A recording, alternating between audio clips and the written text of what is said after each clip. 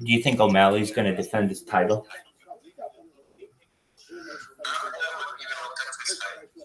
That's okay. O'Malley's fighting. He's the guy with the pink hair.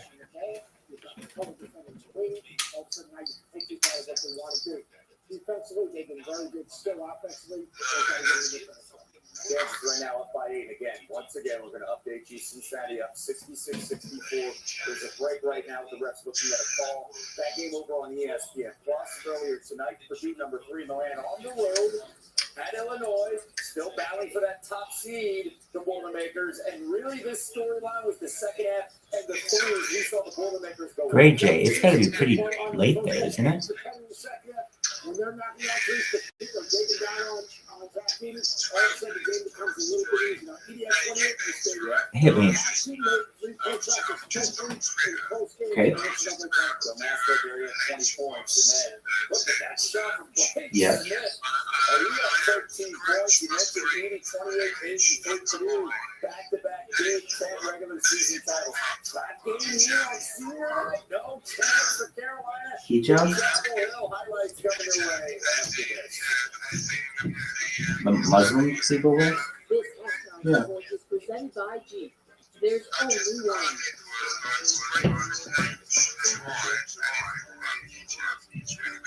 Here's the thing. No one can reach the pinnacle of success on their own. You gotta find a difference maker, and I've got mine. Dog, you live in England. That's like they're like pushing agendas on you. Focus on building a winning team. I know I can't do it on my own, so I surround myself with expertise where it matters most. Uh-huh. No. Okay.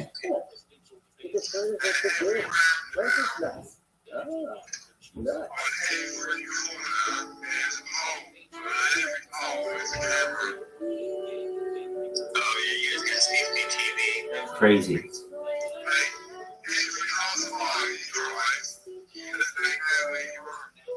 Yeah, I think Godwin is trying to have like 1 million cameras per square mile.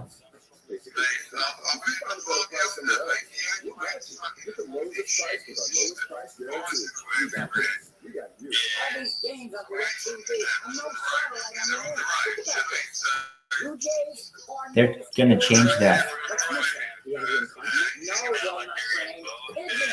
They're going to change that. I've heard that they are, in the next 5 years, going to make it mandatory that you must have a license to ride a bike. Meaning, like, have a, you know how they have those little plates that you can, yes, not an electric bike. They're, of course, they're going to be on you for that, but they're going to want you to license your, like, get a little plate, a license plate for your bike. No, a pedal bike. Yeah, and so wait, here's why. Because they're saying that you're using the public roads and you're using the bike lanes, and they want to be able, for the safety of those on the road, know what every type of vehicle is that is using the road. So they're going to say it's for your safety. What if somebody hits you? We want to know who you are if you are unconscious, and we'll be able to do so if we have your bike license.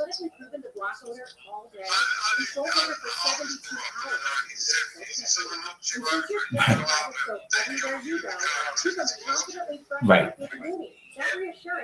No longer. So that's right. Well, and then it's like you're going to have kids who are like getting citations for riding a bike without a license. Well, you already have this in England with your television license. Exactly, but you already have this in England with your television licenses. Right, wait. But it won't always be. But it won't always be. But it won't always be.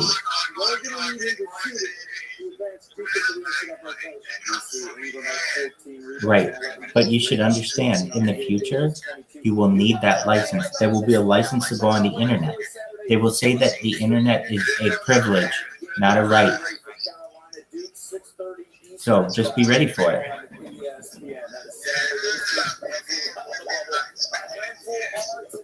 Some danger zone. How about Wake Forest? Last year, according to Lenardi, hosting Georgia Tech, and this cannot happen. Georgia Tech takes the focus to pre-play on him. Georgia Tech is looking at Skyline against Duke, against Clemson.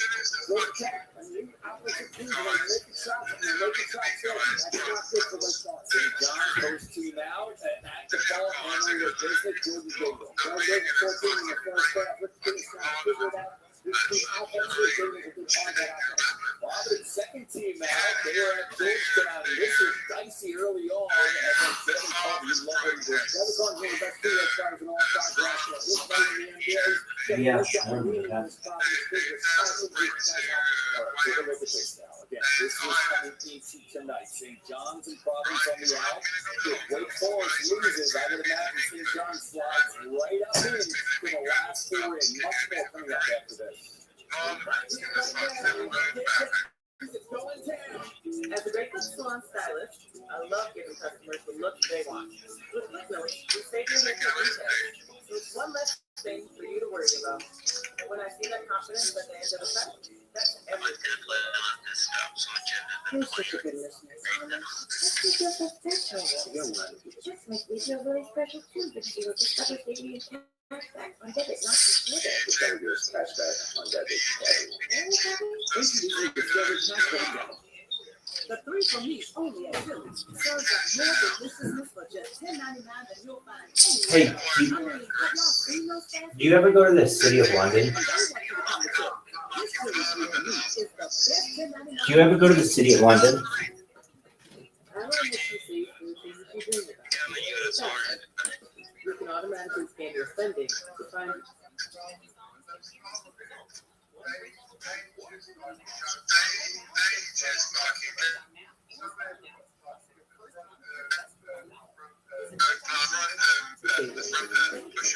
Whatever you're saving for, you're already off the house.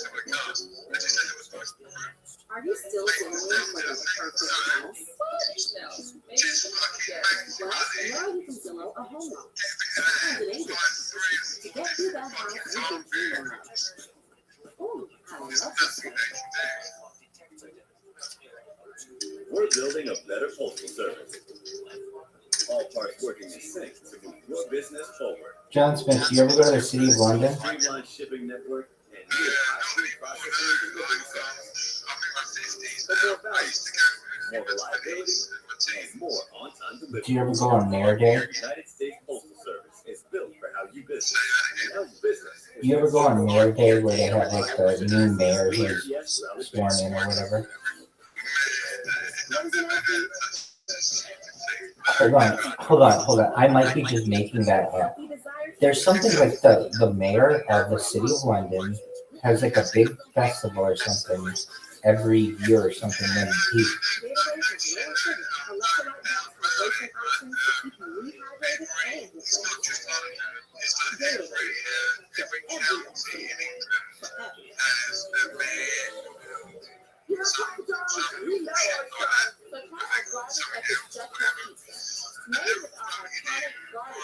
Oh,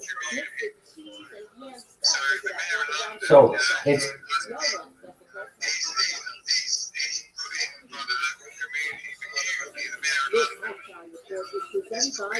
There's only one.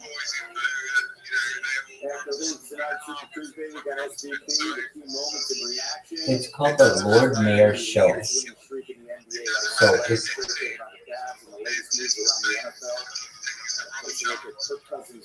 that's true. It's called the Lord Mayor Show. So basically, it's all this pomp and circumstance. Really? Yeah. One day you and I are gonna go there. I don't doubt it. You're only 50. That means I've got like another 50 years. Dude, we're gonna go there and we're gonna be on the floats and we're gonna be giving everybody the finger. Oh, that'd be tight. Final 20 I seconds. like it. That's what we really need is a struggle flip in a parade. Do they do parades in England a lot?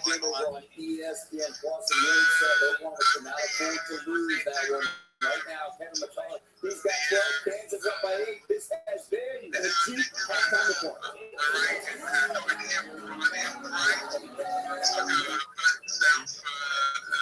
Okay.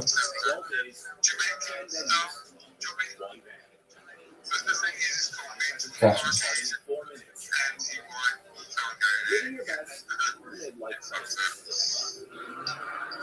All right. Sounds like a good time. Yeah, we need a spread float in that parade. No, we'll be cool. We'll be cool. We'll bridge the gap between. We'll bridge the gap. We'll bring peace amongst the people. We'll make them rich. They'll be happy.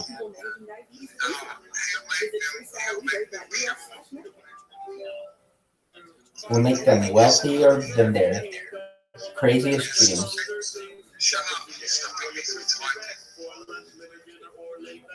All right, I'll be quiet.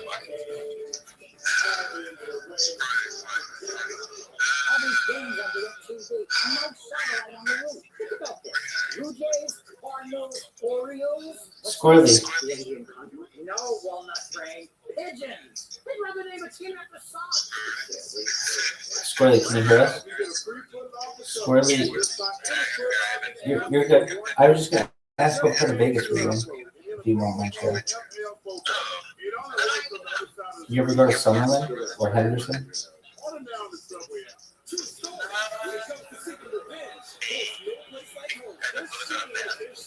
Okay. Right. Are you near the strip?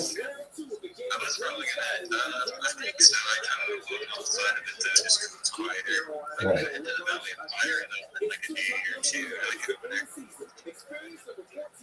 Where's that? Oh, okay. I know where that is. That's on the west side of town. You ever go to Mount Charleston?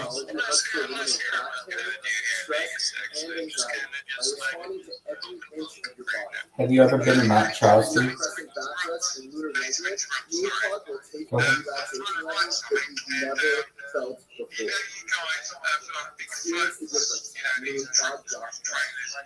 Call the girl showed up right on time, and with my dishes, my laundry, they even cleaned my windows. I love that you just took a date with a family and enjoy a spotless house for $19. Flow through. Why pay too much for cable TV? Like a tunnel? Less for Fubo TV. Get all the channels you want, with all the entertainment you love, for the price that cable can't beat. Buy free at The parade. Welcome back to Super Tuesday. I would say that it's a parade float. Yeah, it's a parade. You're good. No, you're fine. So, yeah, that would be known as a parade. You're good. So, I was going to say about Las Vegas. Have you ever been to Mount Charleston? Squirrely? That's like the tallest mountain there that you can see in Las Vegas Valley.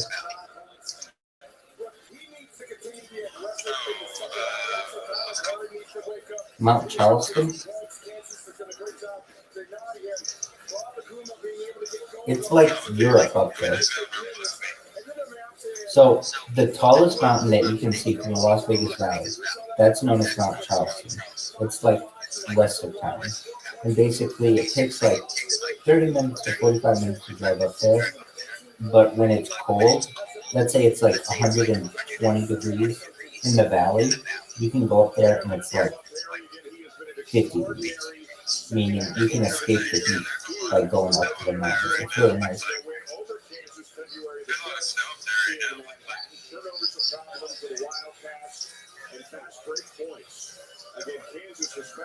Isn't that interesting that there's snow?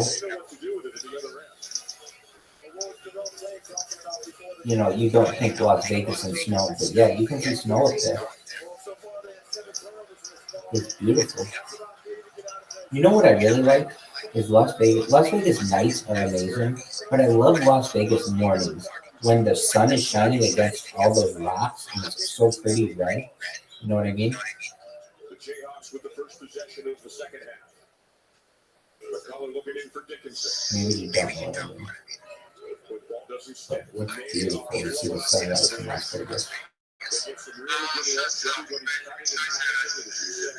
It's not a coincidence that they lead the nation of the system. Squirrely. Squirrely, can you hear us? Squirrely.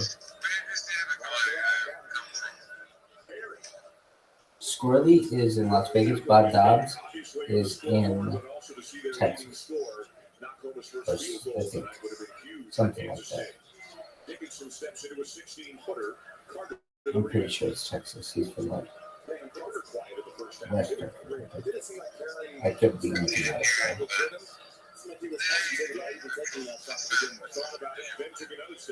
Squirrely. Oh, Squirrely was driving, so I don't want to distract him. You're good. Here, come back. We got Bob Dobbs in the house. Bob Dobbs in the hizzy.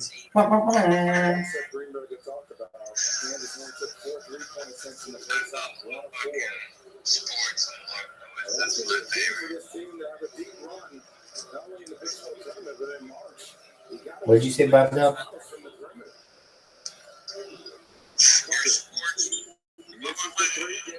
Oh yeah, my sports one.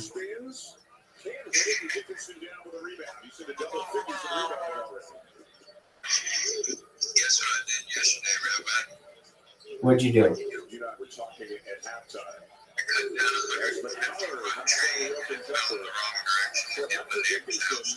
Wait a second.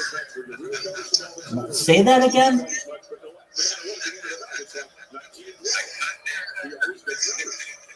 You cut down a 150-foot tree onto your neighbor's house?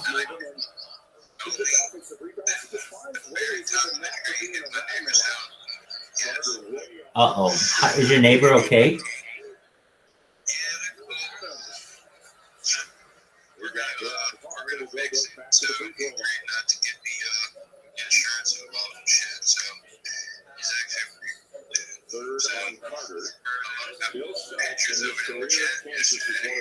Don, you got so lucky that your neighbor didn't make it a big deal.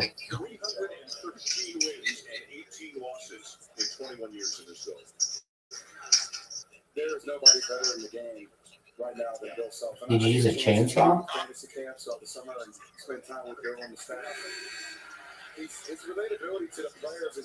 Bob Dobbs, did you use a chainsaw?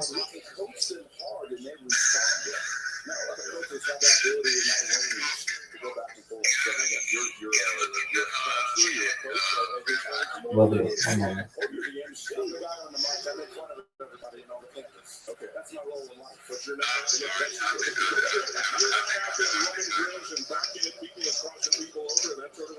I'm 42 years old, Dad. I'm retired. I can't play this game. You still get a good first step. The second step. Do you see that, Rabbi?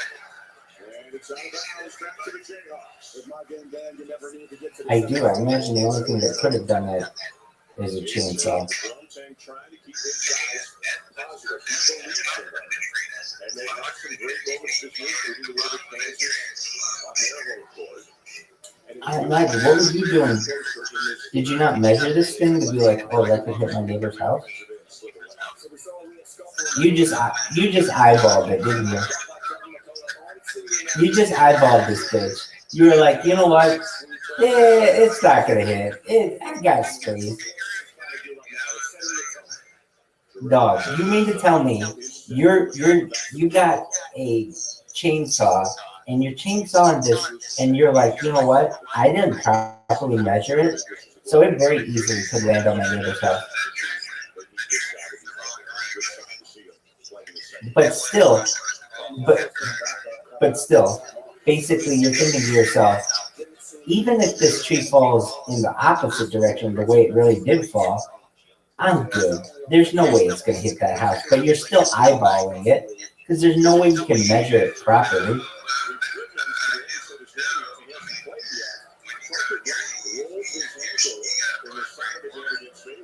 Well, it obviously didn't go where you wanted it.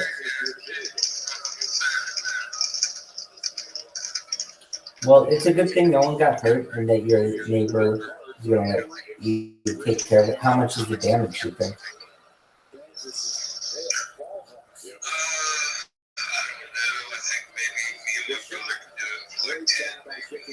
Ooh. Well, nothing that a little bit of Harry Potter Obama Sonic 10 email can't solve.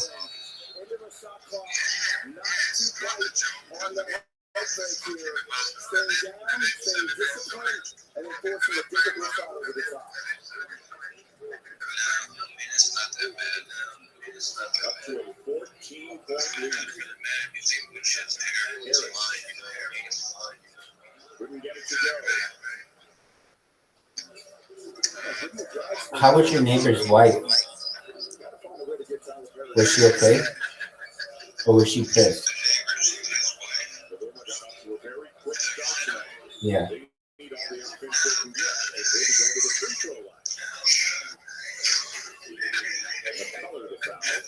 Well, I imagine she's a really understanding woman. Yeah. But I imagine, yeah, neither could he. That's what he would tell his neighbor. Anyway, I would imagine she'd have to be very understanding for you to literally drop a tree on her house and her to not be like, yeah, we're going to need to have insurance to take care of this. Like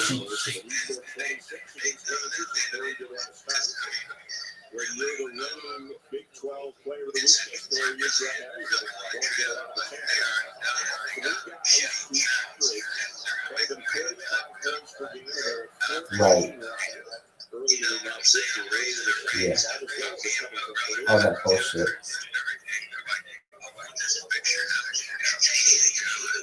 Right.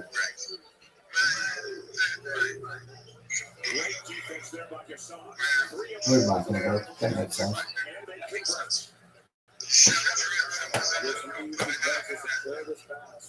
Absolutely.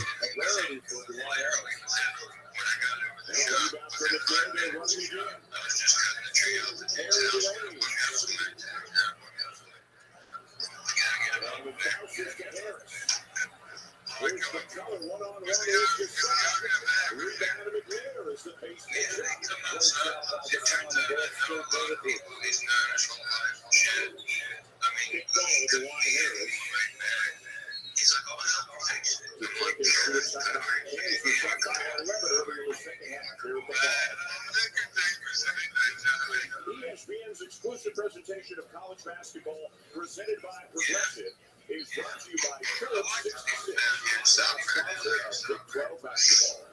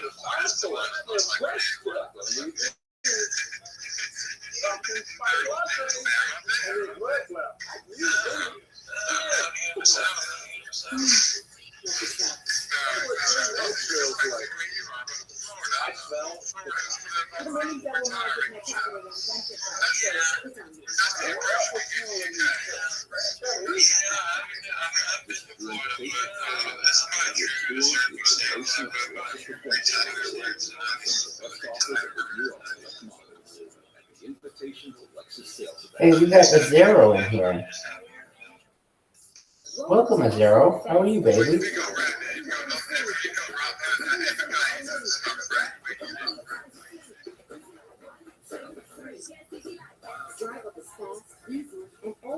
You're asking if Bob Dobbs has the Everglades? He does not.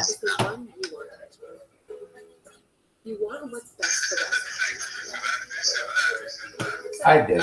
Rabbi. Bob Dobbs, you don't have the Everglades, do you? That's Florida. You're in South Carolina. Well, cat.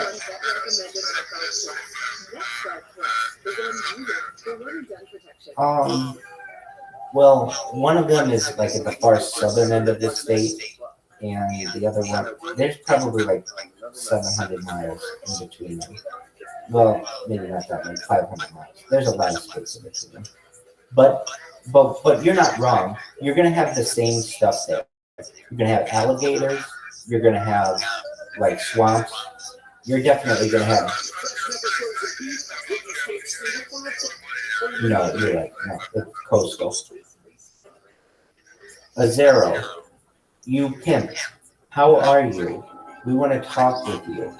Speak up whenever you'd like. We'd love to hear from you. We think very highly of you. We think that you're probably one of the coolest people we've ever met, and we're excited to have you here. So why don't you come up and speak? Azero, do you have an iOS device or an Android device? Azero, let's start with that question. Azero, do you have an Android device or do you have an iOS device? Azero, if you're wondering, Azero, I wonder if this rabbi, whatever is talking to me, is asking me if I have an Android or an iOS device. I would be saying he was correct. That is what I'm asking you. A zero owl is a meme coin. First altcoin on a zero ecosystem. NFTs are coming soon. When are your NFTs coming? Coming soon. Oh, okay. Join now. Pre-sale is live. Launch is April 15th. All right, dog. I just gave this coin a plug. Come on up and speak, Azero. I'm pimping his coin just so they'll speak. Azero, how you doing, baby?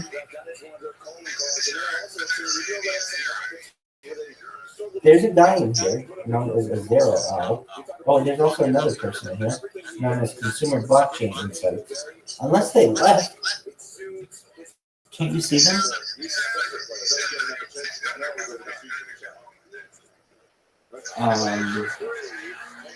Well, I can tell you, I just read what was in his biography. We've got Consumer Blockchain Insights in here. Consumer Blockchain Insights is tracking who's actually using NFTs regularly. How are you, Consumer Blockchain Insights? Do you have an Android device, Consumer Blockchain Insights, or do you have an iOS device?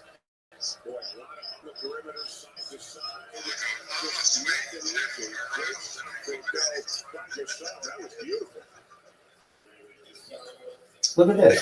We got Dino Kid in here. Welcome, Dino Kid.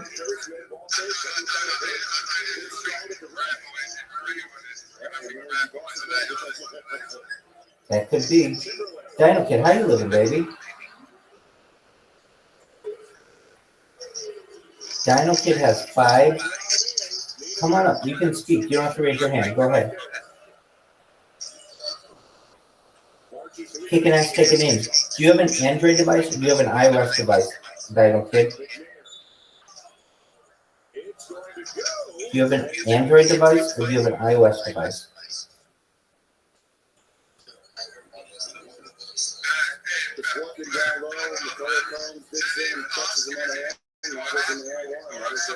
Do you have an Apple?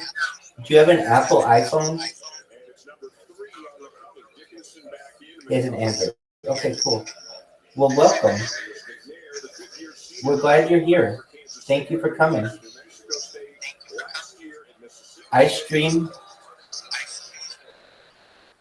live online 24 hours a day, 7 days a week, 365 days a year. You can watch me live whenever you want. I have more data online than any person in global history.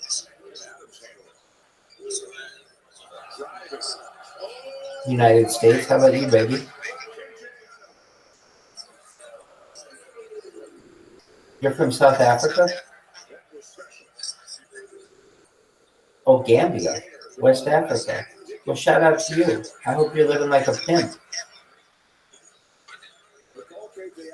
I hope you're living well. Hey, we've got Aqua Shark in this. Aqua Shark. Well, when I can help you, I will, my friend. Aqua Shark, how are you? We've got Aqua Shark in here. Aqua Shark is a listener. Come on up and speak, baby. How you doing, Aqua Shark?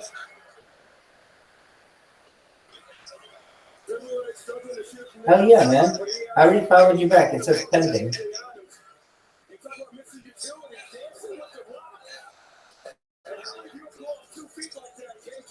I understand. Life will be a lot easier for you if you accept my friend and my friend follow. Accept my follow, baby.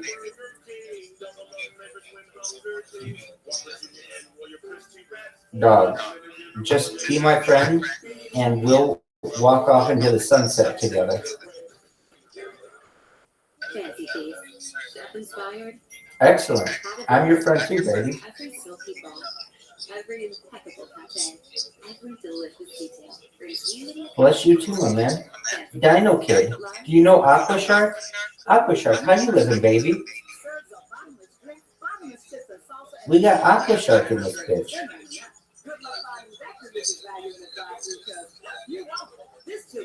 Dog, I struggle with myself and getting food. I can tell you this though, when I can help you, I will. But I can't right now. But when I can, I will. And I can tell you this, you're in a really good community here, and if you stay in this community, there are people who may be able to help you. My man just bounced. My man was like, look, motherfucker, you can't help me? Peace out. Aqua Shark. Can you hear us, Aqua Shark? Aqua Shark. Earth to Aqua Shark. One moment, I'm gonna do it. Hell yeah. United States Postal Service.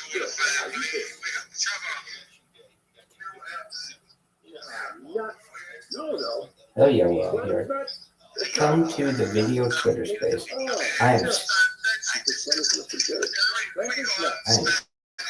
spamming that.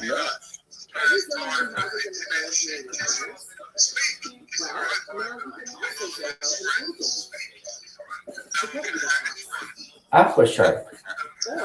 Azero, how are you, baby? Azero, we want to hear all about your meme coin, the first coin on the Azero ecosystem. Tell us about the Azero ecosystem. I want to know all about your ecosystem.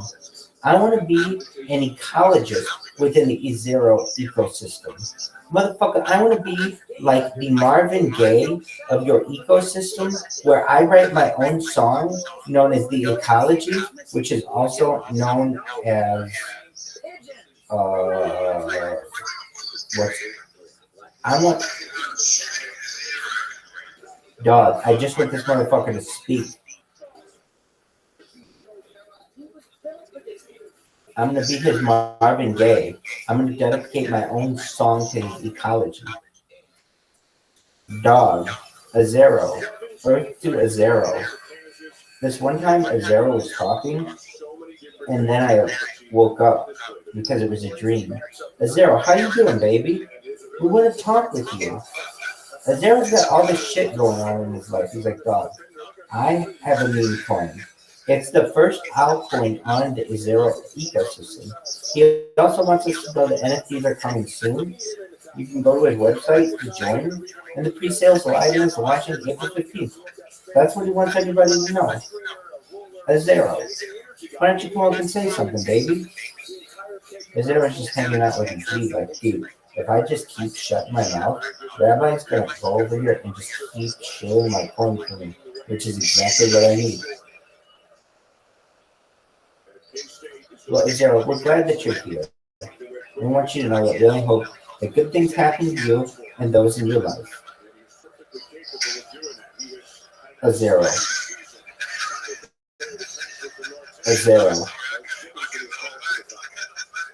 It's difficult. It's absolutely difficult. Azero, now I'm going to let you know what I really think of your meme coin. First and foremost, it looks like an owl. Or not an owl, a duck. Let me look at this again. Let me look at this. Oh no, it does look like an owl. I'm sorry. I see it now. I see it now. I see it now. I had to look at it up close. Now it totally looks like an owl, but from far away, it looked like a duck to me. But that's okay. It looks like an owl, and I like owls a lot. They're one of my favorite birds. So I think that's a really cool animal to choose. And I like your meme. So you're cool, dog.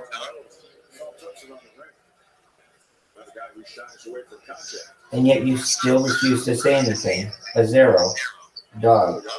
But I still can see how I thought that your NFT had a duck bill, but it does not. It is just the underside of the owl. Exactly. That's what it looks like. A zero. Why did you? A zero. Why did you choose the owl? We have so many questions for you. Bob Dobbs is over here begging to ask questions. Squirrely's looking to park just so he can ask you questions. Gray J is going to ask you questions in his garden. I'm going to ask you questions while streaming. A zero. Can you hear us? If you can, blink twice. If you can't, blink once. If you don't blink at all, we're going to assume you're dead. A zero. Can you hear us? Dog, I'm going to read more about a zero. We're going to learn all about him or her. A zero eats a lot. A zero, do you know about Harry Potter Gone Shot 10 Inu? If you do, that's tight. If you don't,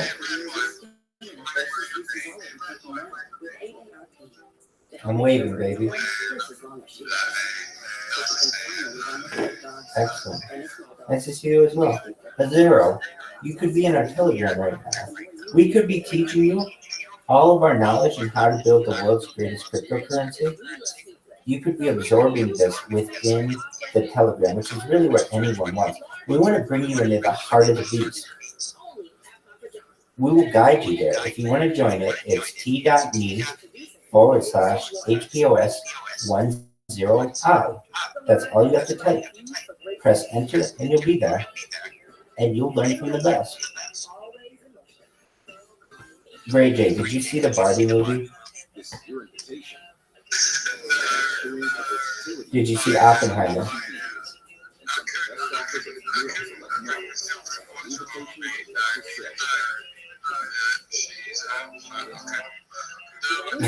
No, it's hot. Yeah. We got Bob Dobbs. Bob Dobbs or Scully, did either of you see the Barbie movie? I saw it. I thought it was cute. Did you see Oppenheimer? I thought it was pretty long.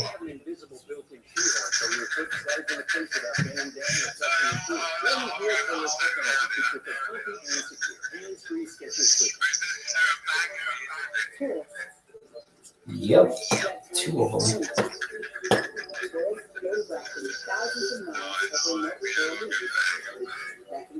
We got Bob Dobbs in this motherfucker. Bob Dobbs. Bob Dobbs is over here sawing lumber next to his neighbor.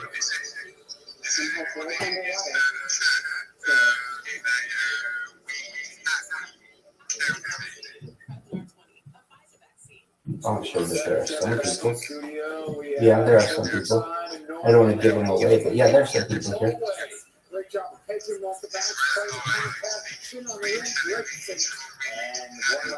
Hell yeah, baby. The Sooners needed this game, and they got it. They survived the OT at home, 74-7. Hell yeah. You guys are like going to be the last people to pass it. Man, are you strict there. There are such cunts there. England would be so tight if they were not as douchey about leading.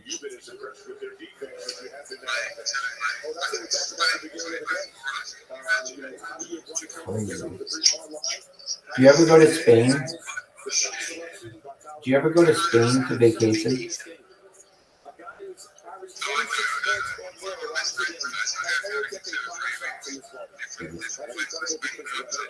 What, does he have to go to Portugal?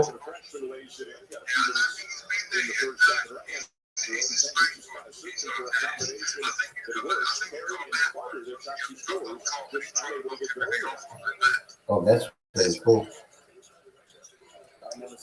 Very, very cool.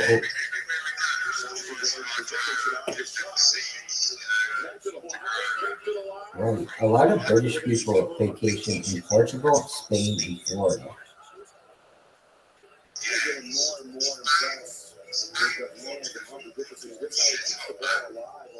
Right.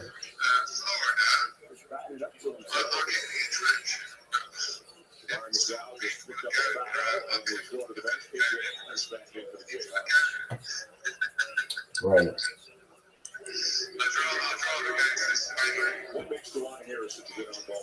I understand that. A Zero Owl, can you hear us? A Zero Owl is working on his fucking NFTs. There's a pre-sale. Is live. The launch is April 15th. A Zero in the history of their account has exactly 72 posts.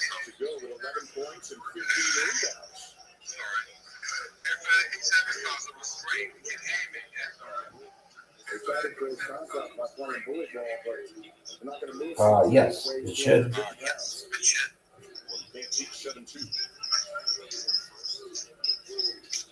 A Zero.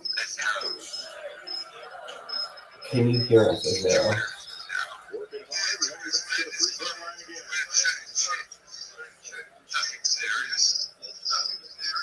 How about the Jayhawks? 21 of 23 from the free throw line.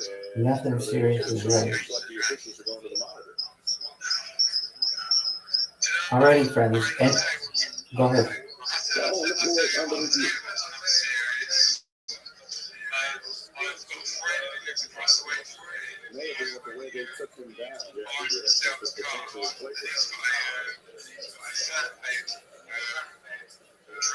It wasn't Jason that goes to play mode on the ball. It seemed like the defender just grabbed the back shoulder. I think it out. Pulls him down.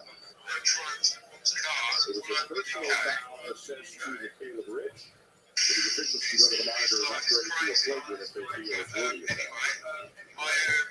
Okay, this is the Caleb Rich right here. First one gets him, and then here comes the pull down on the second one.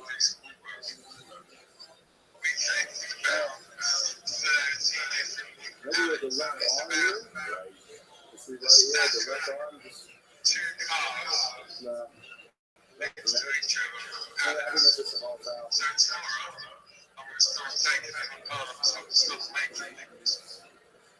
Right, didn't you say you're going to make something for your garden?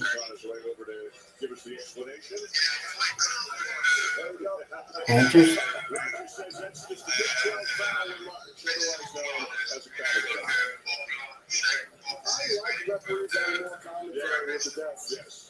Right. Well,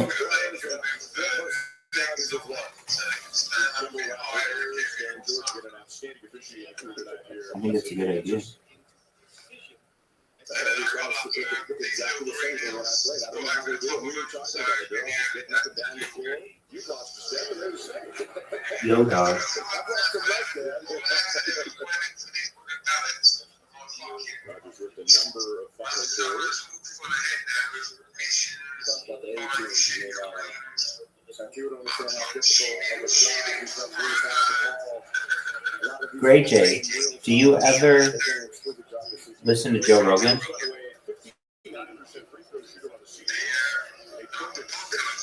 The podcast, dude. Oh, you're missing out.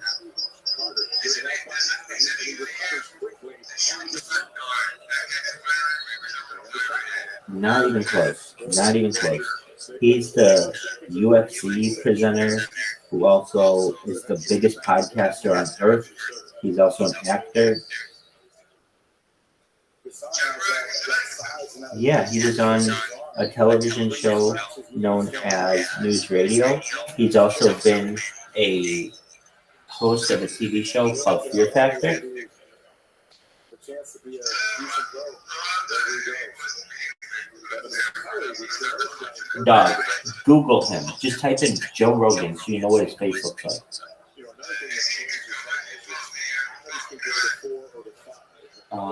I would say he's an outsider to that.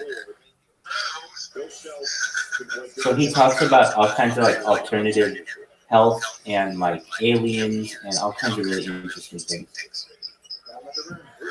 Yeah. So you Googled him and you've never seen this man?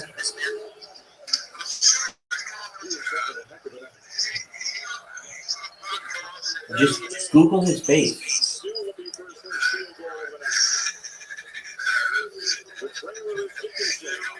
I mean, he's like he's probably one of the top 100 best known people on the internet. Like almost without a doubt. He has a $250 million contract with Spotify. It's Spotify's largest contract, and he has another one that just started. So he's worth like $500 million. He's worth like $1 billion now. Joe Rogan, JOE space ROGAN.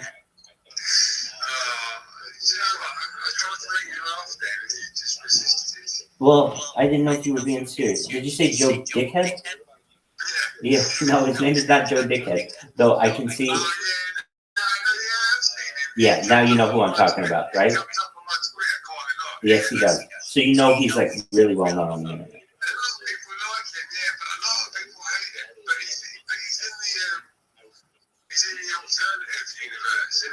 I think that's arguable.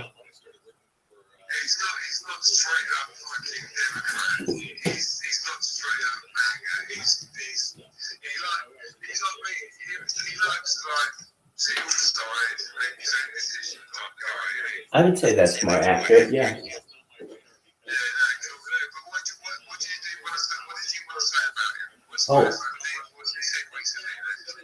Well, we listened to him a lot in this. We listened to him a lot in this we listened to his podcast a lot because he has so much content. He has so in comparison, I have almost 1,000 days of content on the internet. That's a lot of time. Now, I also have it from 5 different streams, so that's a lot too. He has something like over 2,000 podcasts now, and he has, I want to say, something like 250 days worth of content. Now, his content, I would say, is, really organized and edited and is really nice. Mine is essentially what is considered raw data, which is very valuable as well. And his, I would say, he's basically one of, I would say, maybe 5 or 10 people on Earth who has as much data on the internet as I do. Yeah. Yeah, sorry I couldn't get that out fast enough for you.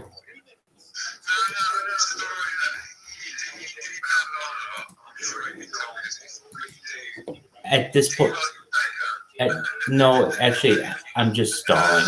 I should have just been honest with you. What I'm doing right now, hold on.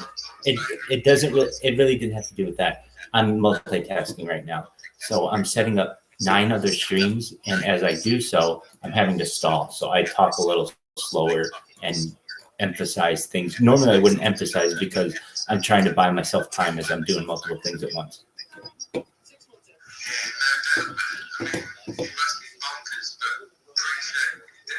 Oh, absolutely. So, exactly. So what I'm saying is basically Joe Rogan, who's been doing his podcast now for 15 years, is one of the only humans on Earth who I have a comparable amount of data with. There are some other people out there as well, but really you get to a certain point where there just aren't that many people with whom you have that much in common when it comes to the internet, because they just don't have as much out there as you do. I mean, even you, over the course of like 4 hours now, have 4 hours of data that you didn't have previously.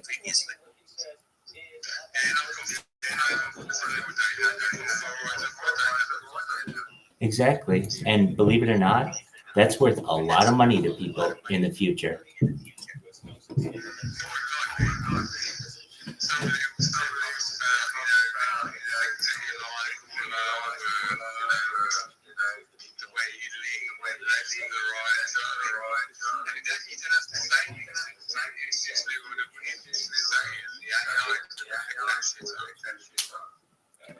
I think you're right.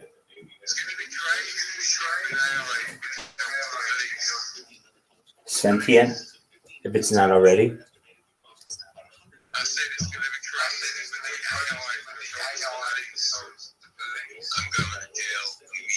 That's correct.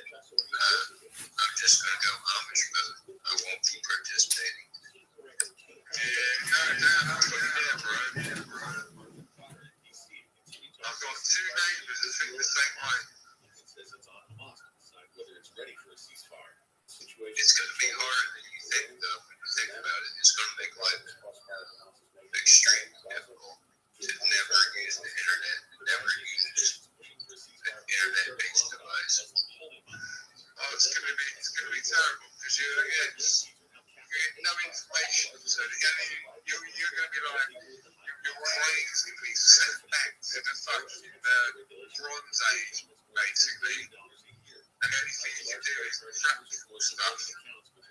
And if you can't do practical stuff like gardening or making stuff, you're going to go insane. Yeah. That's what's going to happen. They're going to do insane dickheads that are going to be the ones that are going to fucking try and rob you with me who can fucking figure shit out. We got guns out here, so we got the guns here, but a big piece of work fucking do a good job.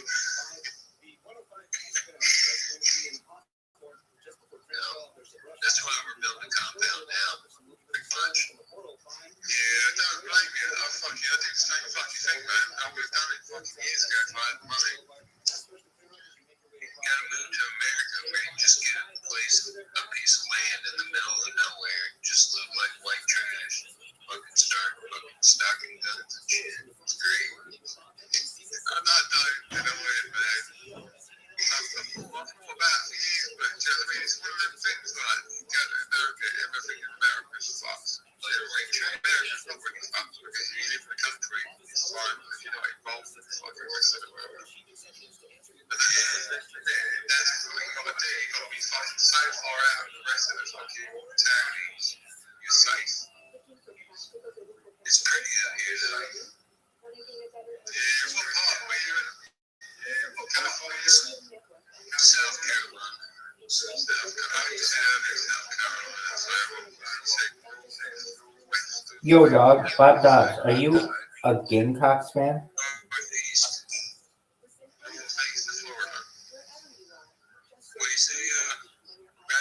Are you a Gamecocks fan? Yo, dog, Bob Dobbs, are you Everybody else is. I got you. Not really. I'm not into sports. I've never been into sports, really. I got you. So what you're saying is you're a diehard Clemson Tigers fan. And then there's a two teams here. There's Gamecocks, and then there's the Orange Ball, like the big division. There's two big colleges here. Clemson,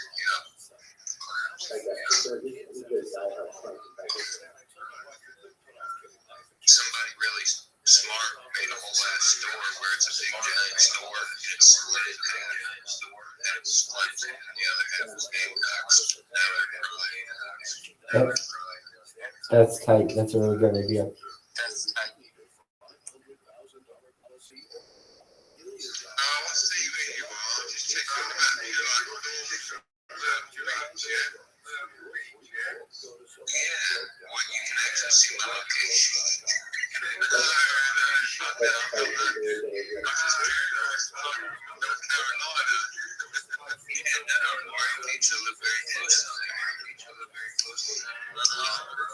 I typed my name into one of those websites the other day. It knows everything about me. It's telling me I'm on government watch list and shit. That shit is crazy. But but you know, I don't like my name on the games and fucking 2000 that shit. The last time I did that, right, some bloke's name came up, right, and it was fucking he was a basketball player, and he had the exact name as me. That's not good, mate. There's specialty websites. It was bringing up all my relatives that don't even share my same name. Bringing up my parents, properties and shit, and how much their net worth was. That shit is scary. What website was that? Give me a second. I'll probably find it. I'll tell you. Oh, man. I'll fucking look at that. Anyway, North Carolina. So he either goes to your Canada. He's South Carolina.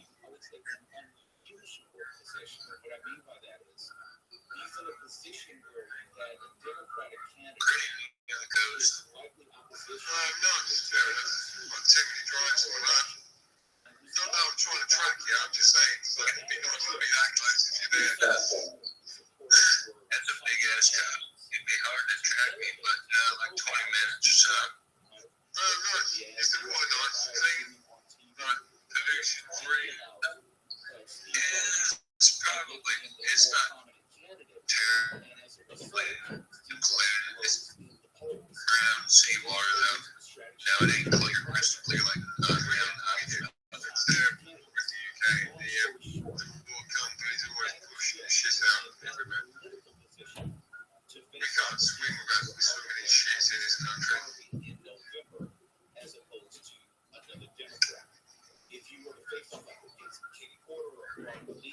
Alright, you got green bug grow in your area. That's the green bug. I used to live in the center of the state, really in the middle of nowhere. I drove a dump truck. It's really pretty up there once you get in the river. There's a little greenery out there. It's just everything's green. It's nice. It's got hills and hollows and that shit. Once you get out toward the mountain range right through there, so you get into a little hilly. That's lovely.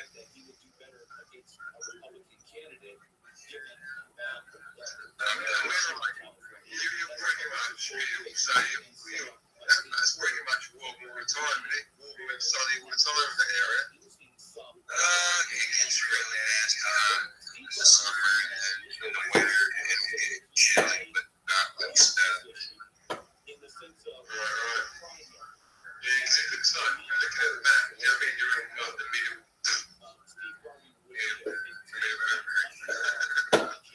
Yeah, it gets hot though. It gets fucking real hot. Yeah, I work so it's miserable. Do you ever get any gators? That's the question. There's some around here in the rivers. Do you ever get any gators? Have you met any? No, I've never seen one. That's what you want to hear, right?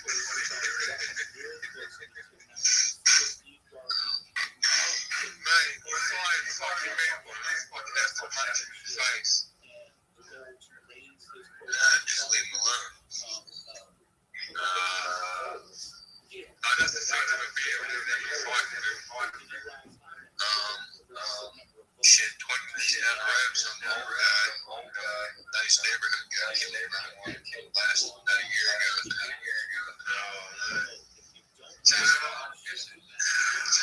Sorry to interrupt you. Yeah, I think quite a few shit about what's going to be because I thought it was a weird shit. And yeah, people get eaten by days at a time, bro.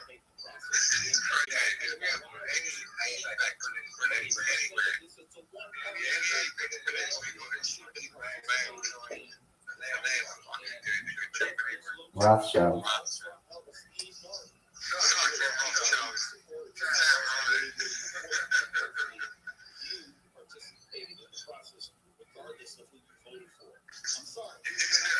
Rabbi. Bob Dobbs.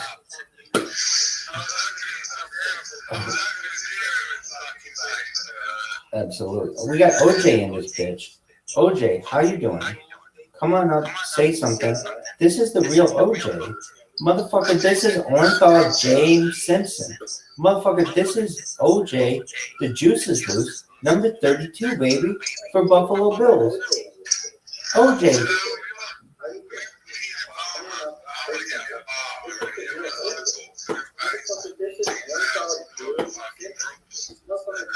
OJ, you have the ability to be a listener or a speaker.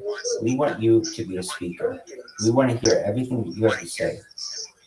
We got Orenthal J. Simpson in here.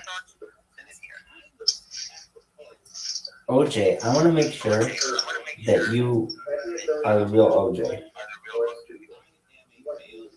If it doesn't fit, you must have quit. Come on, baby. OJ, come on up here. Speak to us.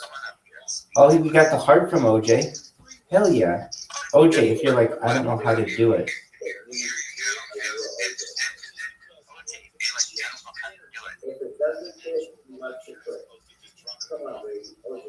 Instant.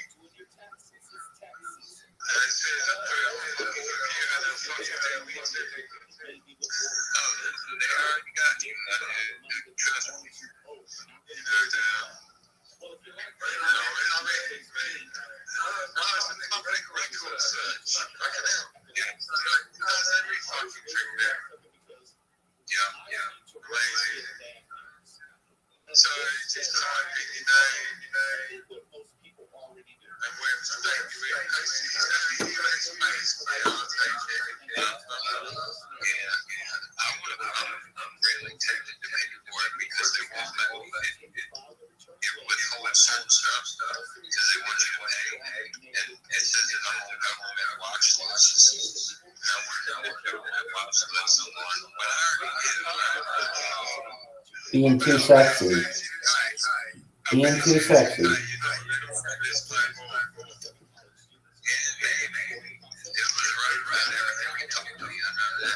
You're not allowed to fly for being too sexy. They're afraid that the plane may go down in flames because you are on it, you spicy, spicy Sproto.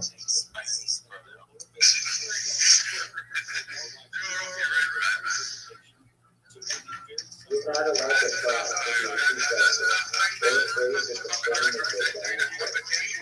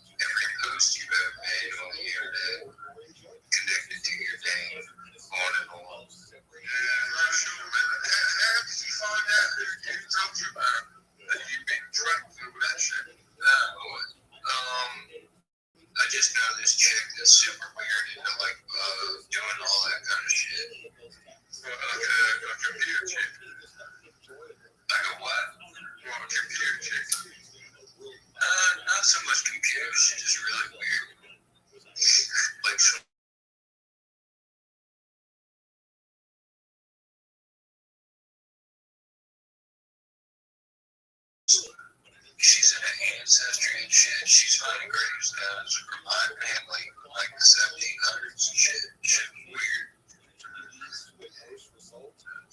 Everything's filed. All that information is somewhere. And once the computers get good enough to sort of splice it together,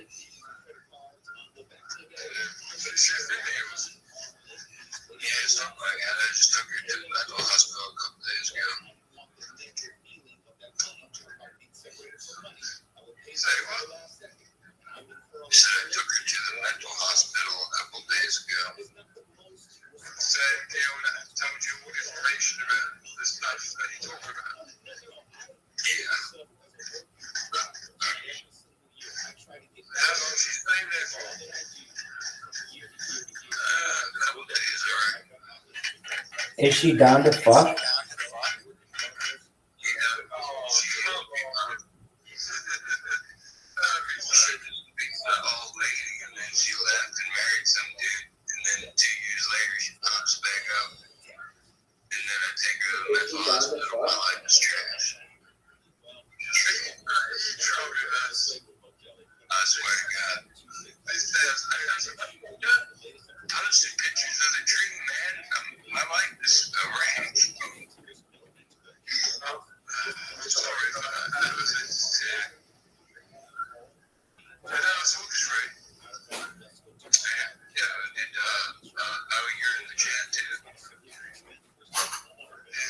Dog, this motherfucker dominates the chat. He's a secret lurker. No one knows about him. He does. It's John Smith. You ever see John Smith lurking around?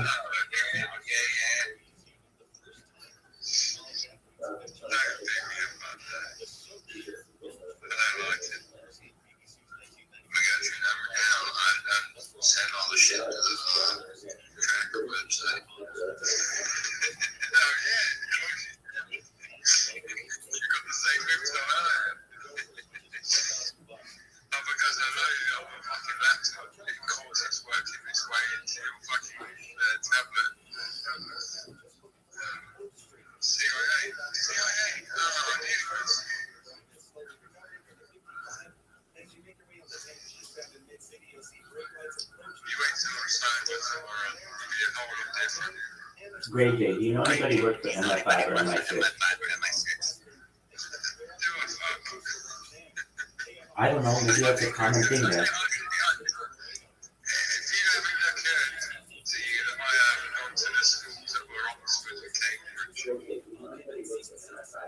I don't know, man, you live in the suburbs.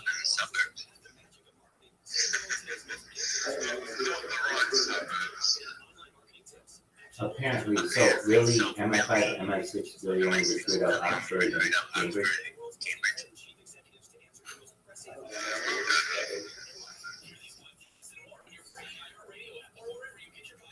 Did you ever consider joining MI5 and MI6?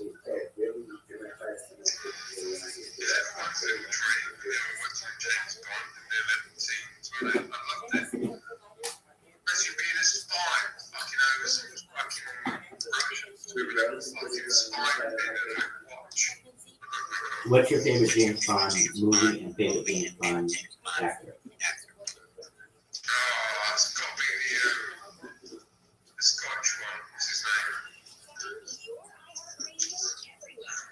Sean Connery?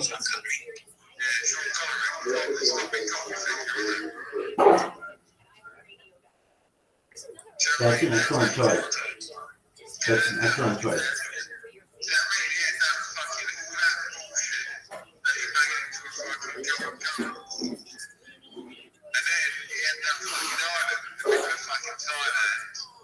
I always liked how he had that 3D model of Fort Knox.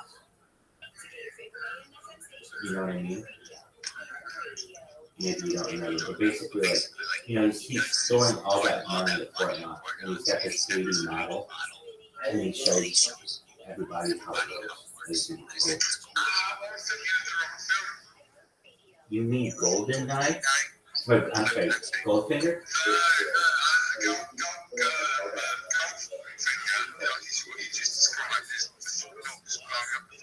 Yeah.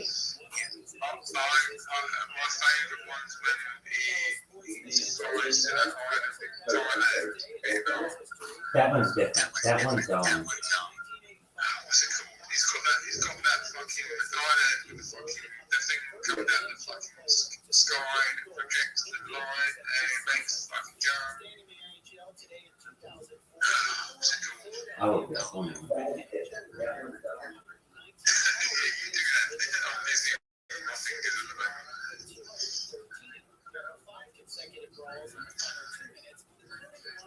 Yeah, that was the best one, though, man. Golfing was awesome, but that was all about destruction. The other one was about destruction as well, but ended up in a nice place. Do you mean the man with the golden gun? Do you mean the man with the golden gun? No, for sure. There you go. That's what I was thinking. That's good. Because he made a go with the golden shit. That's what I was worrying about explaining to the beginning. That's why I got the golden gun.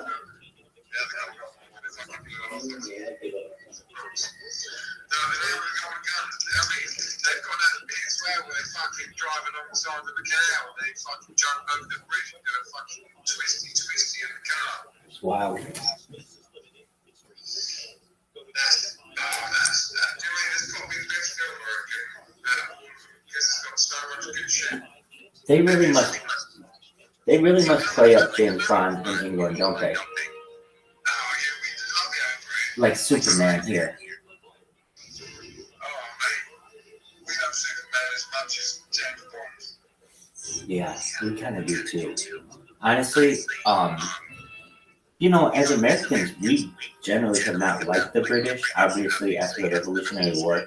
And there's been this huge push to whitewash everything that the British have done globally. And they put these, like, they give you the Spice Girls, they give you the Beatles, they give you James Bond, all these things to, like, make you like them. Also, when they show us, like, lullabies, they always have, like, British nannies who are saying them so that you associate that with, like, a calming voice as a child. They do all these things. Fuck you and fuck your country. USA all the way, baby. Bob Dobbs knows exactly what I'm saying, and so does Corley. I agree. That doesn't affect me. You're a beautiful man. You are a beautiful person. If anybody's going to save everybody, it's going to be us. Word, Mockingbird.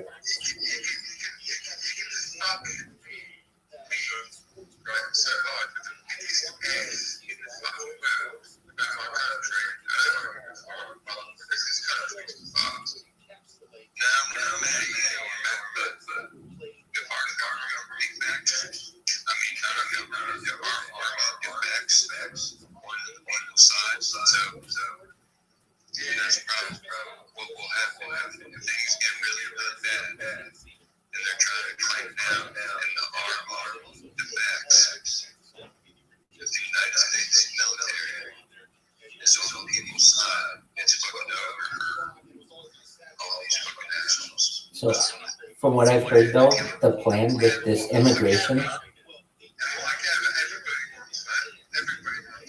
one of the plans I've heard with immigration, at least in California, is to make, and they're already making this, that non-citizens, so like people, undocumented people, are going to be made police officers, sworn police officers with guns.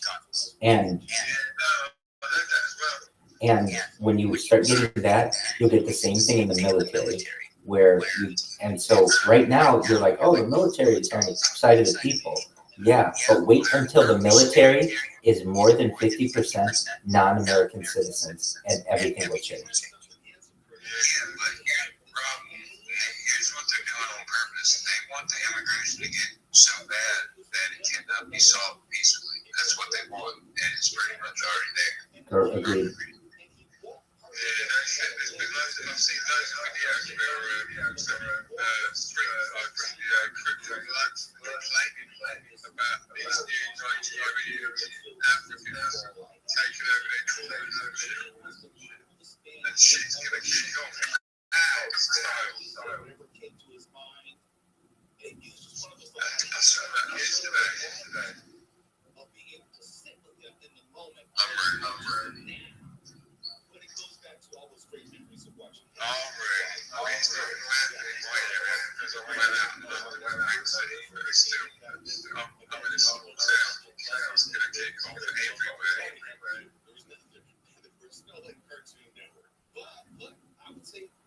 Sports has always been this, but more specifically that show. The thing is, right, where I live, my place where I live is set up like an American city. I live in a place where it's like restaurants. And between each green road is like an estate in a shop, you know, chip shop and a Chinese, whatever. Probably the same as you lot over there. So, you know, all the little blocks of like clamber together and just be a force. Maybe like a block party, fucking armor. That's how it's going to work. You want to be out the country, you want to get as far away from everybody, you want to get as far away if things go bad. Everybody get out of the country. Your family members. They should, but if you've got like family members in the country, then you'll be halfway shit. You know, so you've got to look after them. Fuck you, cool guys are in. Yeah. That's more like always bad. Always bad.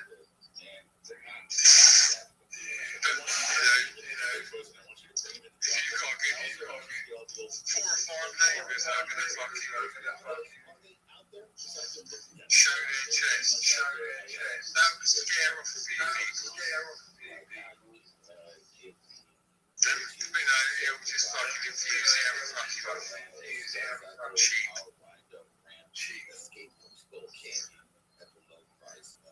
But yeah, I agree with you. That's what's going to happen. You know, what actually happens was they're fucking killing our continents in my country on purpose. Well, in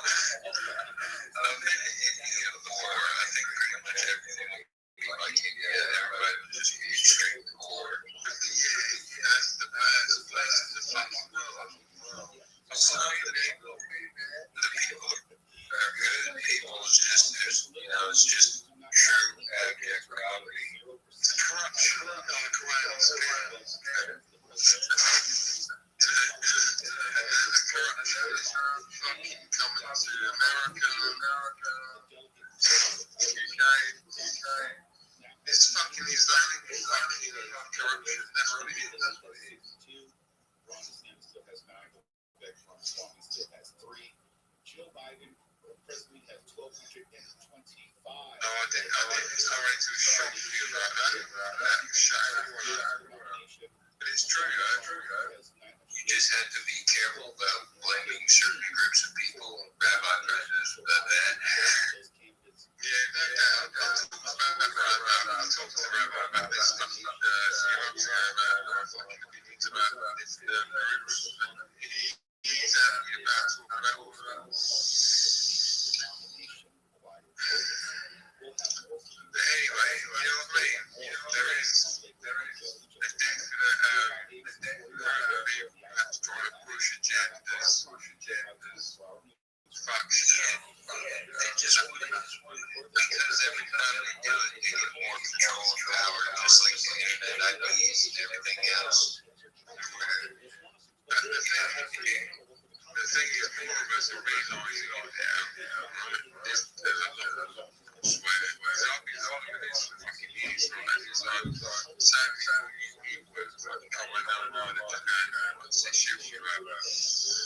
That's the first thing. All the countries have to reestablish their borders and countries get it. Yeah, exactly that. And I mean, God, that's fucking sad. I live in the UK. I live in a fucking island. There's nothing wrong with that. In Japan, they don't, you know, they let everybody, you can come to Japan, but you can't stay there because they want Japan to be Japanese people. That's how it's supposed to be. The boats go from France to fucking the UK every fucking day. Hundreds of fucking boats with fucking 50 or 60, 100 people on these boats. And then they get halfway, and the fucking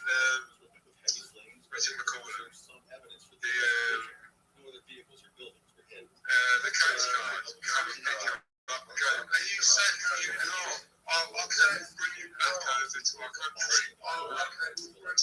There we go. It's the same as fucking your fucking border. Just bullshit. Fucking border.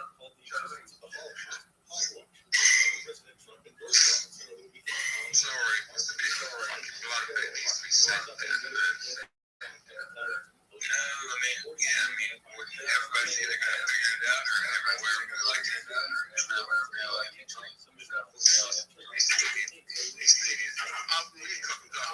Somebody asked me earlier, Robbie, it's like a 5-6 hour drive, right? And just goes back to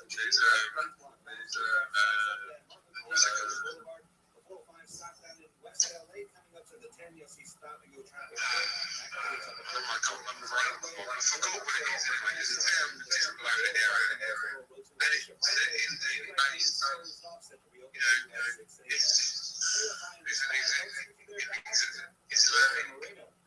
town in the UK, basically. Yeah. See, the thing is, there's tons of those in America. The thing is, Mexicans, I mean, I love Mexicans, but what we should be doing is helping them make their own country good. There's nothing wrong with their country other than what's going on in it. And nothing wrong with their country itself. Like the land is good, the beautiful land is good. Got natural resources. The solution isn't just everybody running just away. No, it's the exact same problem in every country. That's probably where the correct probably they are to where they're trying to get to. The country isn't as good as the country they want to get to. No, it's good. It's a people there. There's fucked up. Those countries grow food. They're pretty, they have natural resources.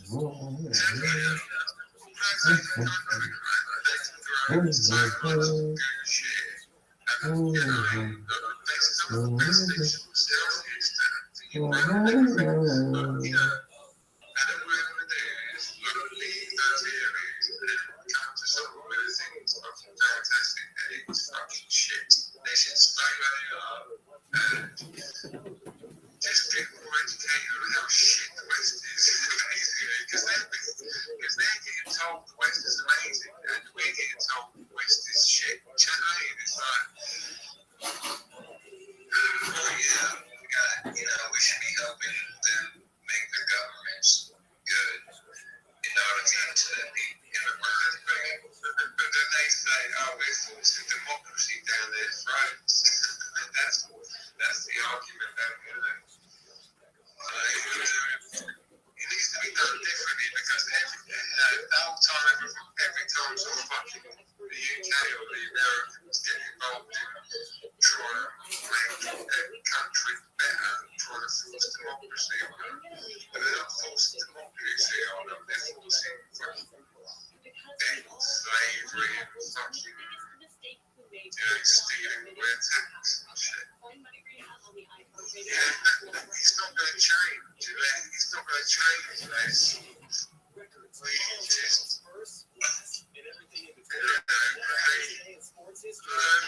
just snipers and kill fucking MPs in every country and start fresh.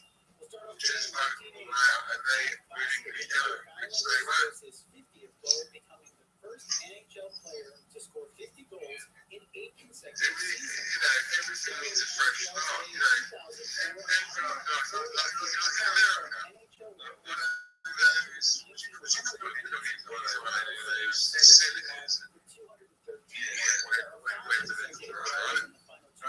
Every single one that they need, having the White House has said it is right from the Prime Minister, President.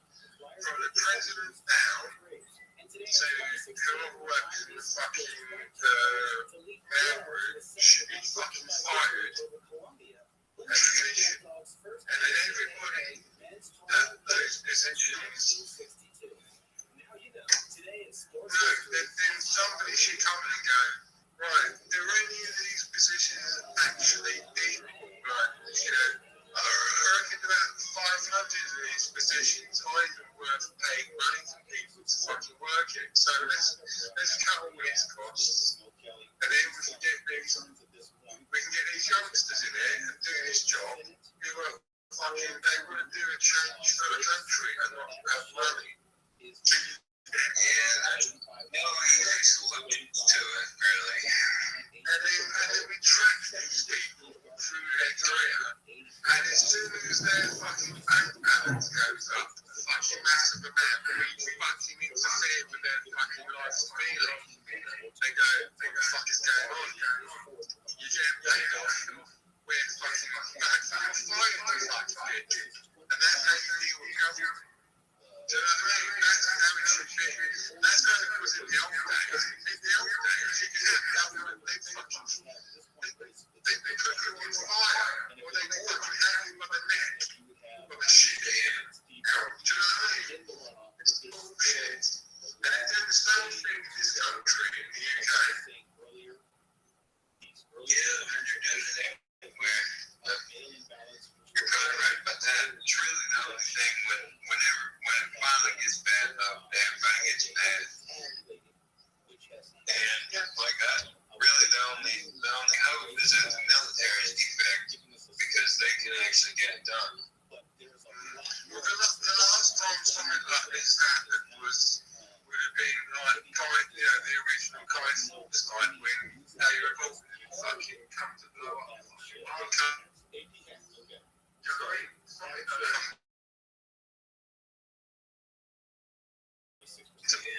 up. We had a guy here. I used to live here in Washington, D.C. And he was just a psychopath. But he was hiding in the trunk of his car. And I remember for years straight they couldn't find this guy. And he was just sniping random people. But they just need to do that. He said to the politician, basically. Yeah, it was just normal people, not fucking people. Yeah, he was just killing regular people, dude. And they could not figure it out. I remember everybody was scared. He was all over the D.C., Virginia area. And he was literally exactly why don't put that energy into killing the politicians? That's what I'm saying. Do you know what I mean? What the fuck, man? You and me, right now, we're on a list. We're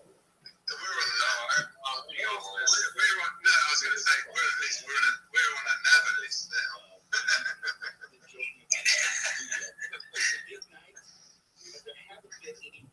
That's what everybody just needs to get to the point where they're all standing up. Yeah, no, for sure, man. That's what free speech is all about. Free speech is just being killed. Because they're going to start prosecuting people for telling bad things about people online. That's a new law now, apparently. I think Canada's going to do the same law as well. You can't say any bad things about people online. So, just carry on saying bad things about people. I don't understand it, guys. To me, it's not going to stop people. I'm going to say a bad thing about you. I'm going to say a bad thing about you. It's not going to stop us from your law is not going to stop me doing that. Do you know what I mean?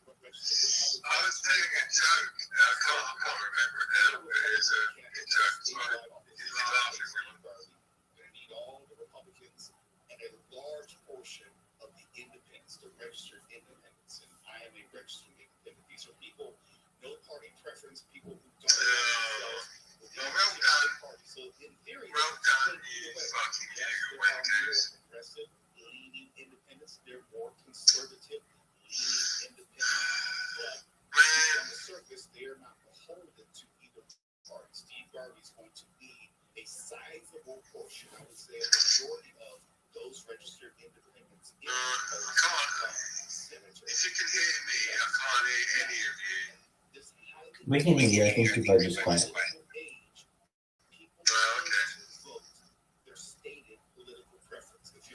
Anybody want to listen to podcasts? Joe Rogan, anything you want, baby. Let's see what we got here. Absolutely. Just a moment. Oh, we got episode 2809, Joey Diaz. That's more comedian, though. We'll find something that's interesting to you. Do you like aliens?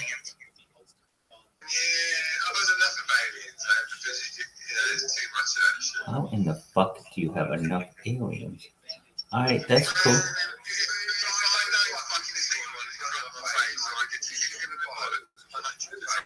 I get you. I feel you. Word Mockingbird.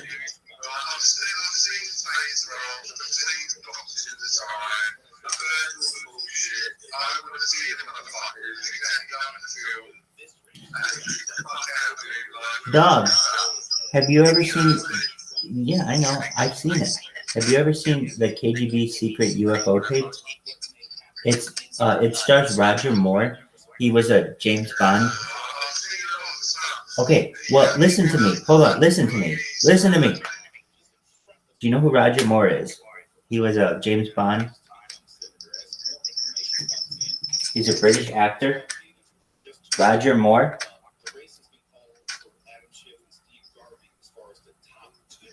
Great Jay. Do you know who Roger Moore is? The actor, yes. He made a documentary called The Top Secret KGB UFO Files. And it's absolutely fascinating. And within this video, you can see them, the Russians, with a UFO up close. Like, they're touching it. And it had crashed on the ground. Yeah, so if you're interested in it, so just one moment, and I'll get you the link. And I'll show you exactly where it is. It's phenomenal. You'll see this disc up close, and it's amazing. All right, so here it is, and I'm gonna send it to you via direct message. It's going to your direct messages. I just want to make sure I've got the right video.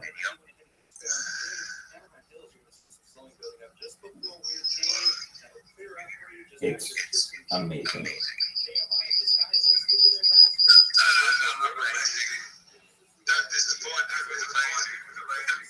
I mean, this is a UFO up close. You've never seen one, like on the ground with people around it. Yeah, no, it's better. Like, it's exactly what you're saying. It's not something. They also have ones that are flying in the air that you'll see, which is cool. But I mean, this is one where they're touching it on the ground. So if you're like,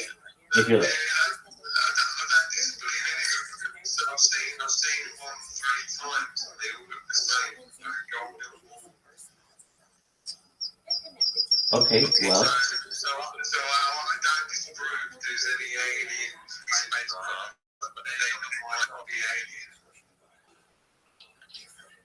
That's true. You never know.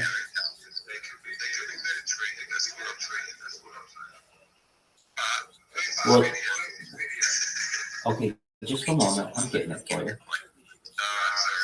No, you're okay. And here's the thing. There are a bunch of them.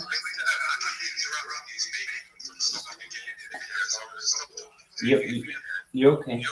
So here's what I'm going to do. I'm going to send you two of them. I'm going to send you the first one, which is just the clip that I want you to see of the crashed UFO. And then I'm going to send you another one that's the full documentary. And if you're like, okay, why don't you just send me the full documentary? It's just taking me a second to make sure I get the right link for you, because I've seen a lot of these documentaries and a lot of them have a similar name, and I want to make sure that we get you the right one. And also, let's see here. How can I send you a message? How can I, okay, I'm gonna send you a message in Telegram maybe. Well, we're in Twitter. On this thing, send me to Twitter. Or you can do it on Telegram. Do you know what I mean? Yeah, I can't send you a message on Telegram or on Twitter because you don't accept messages. So So do I not? yeah, On Telegram. so I'll find you in Telegram. You're John Smith, right?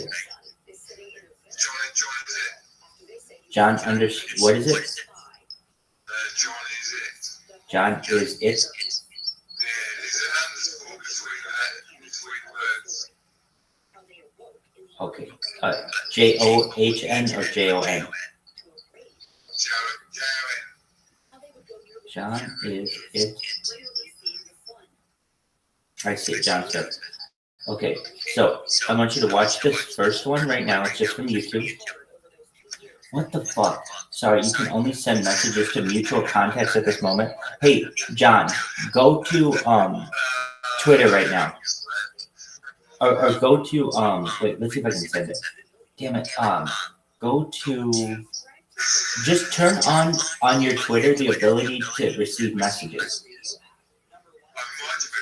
Yeah, so on your Twitter, it's under privacy and security. There's a list. You can say receive messages from verified people, receive messages from anyone, make it receive messages from anyone. And while you do that, I'll get the other link for you.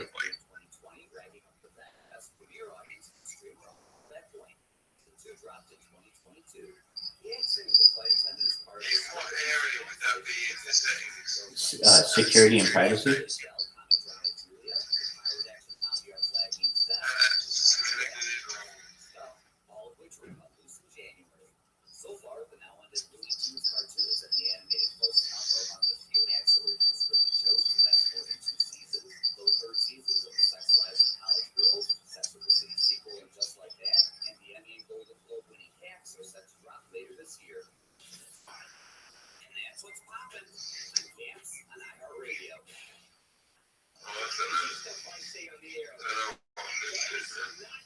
All right, you're in Twitter. Do you see the option? Yep. Okay, let me check that. So messages in Twitter.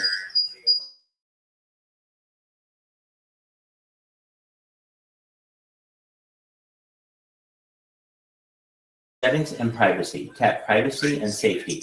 Under direct messages and next to receive messages from everyone, check the box to allow anyone to send you direct messages. So it's where I said it was. It's in settings and privacy. Look under direct messages.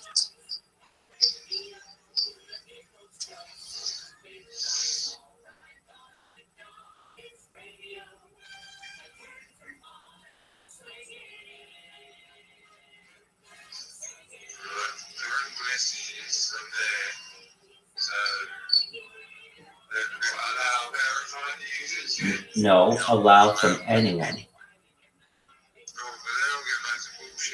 Well, you're gonna have to get bullshit for the next 10 minutes so I can send you this fucking link. Dude, who gives a shit about what you get? Nobody said you have to read it.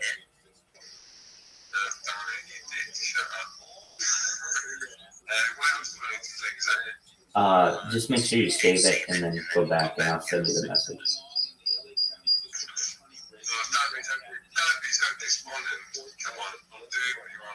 I appreciate it. Okay, it did turn on, thank you. And I'm sending you the message right now. So that's the first YouTube link. And it says not sent. What the fuck? Just one moment. Let's see why. I understand. Okay, it should have sent, so check your messages. You should see KGB, like a disc in the ground. Oh, I can tell you this as well. They had ChatGPT analyze this video, and at least it said it was correct, or like all of the uniforms and everything were correct for the date. And also, on Reddit, they put out on Reddit for this video a $10,000 reward if anyone could prove anything about it was inaccurate, and no one was able to. I just realized we were doing every other day we were doing a shout out again. Yeah. You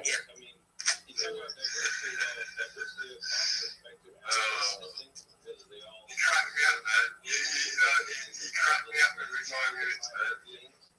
That's what I want to do, baby. I want to keep you entertained. I want to pass you in the seats.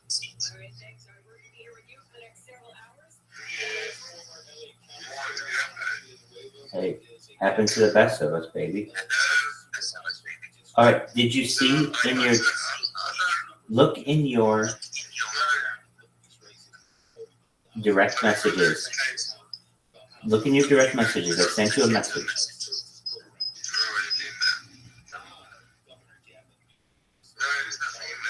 Come on, you got to be kidding me. Look under like blocked messages in your Twitter.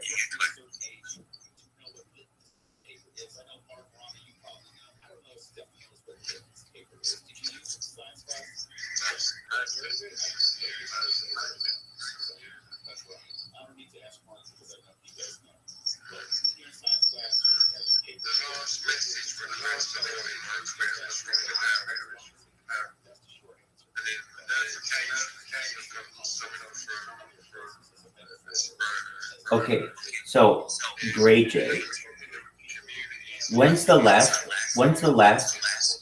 message you got? It says I sent you a link 2 minutes ago.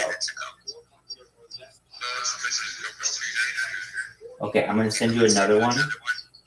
Now you should also see, like, it might be under a muted account on Twitter. Yeah.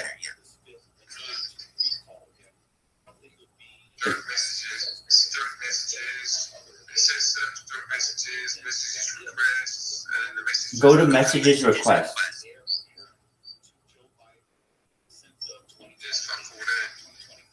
Go to messages request and look, and I think mine might be in there. It's like your spam.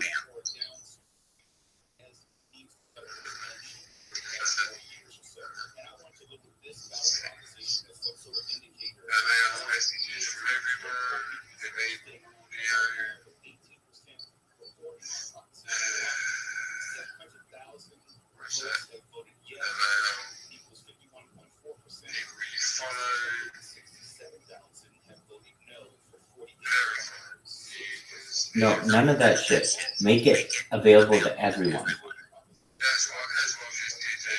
Excellent. Okay, so I'll send the link again. And it said it was sent to you at 11:55.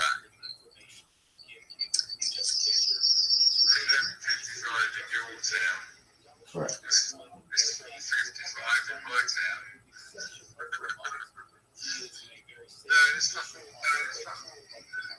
You still didn't get it?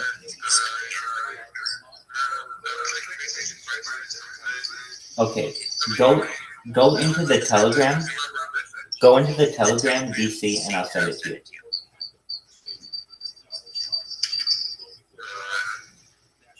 And this is worth it. I'm telling you, this is a crash UFO up close. Excellent. I'm sending it to you right now, baby.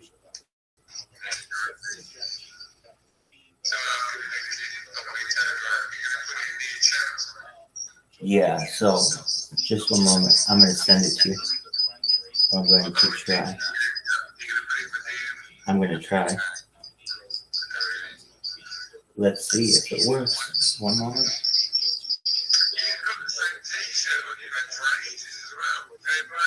Word.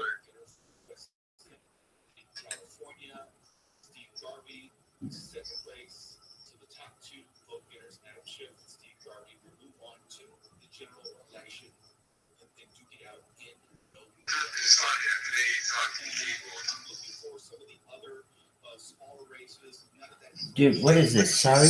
You can only send messages to mutual contacts at the moment. Just one moment. Let me add you as a contact. Done. All right. Can you add me as a contact?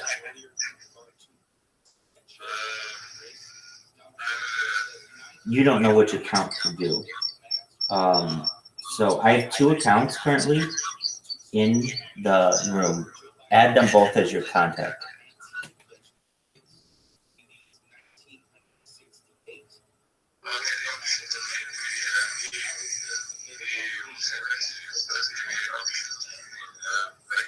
Like, click on my name. You have to click on my avatar.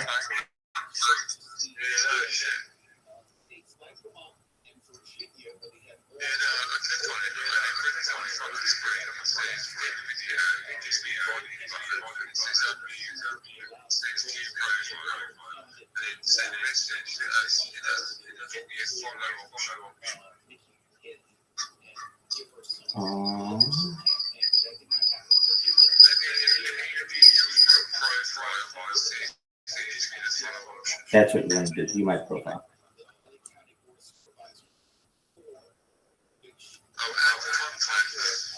Yes. So add both accounts as your contact.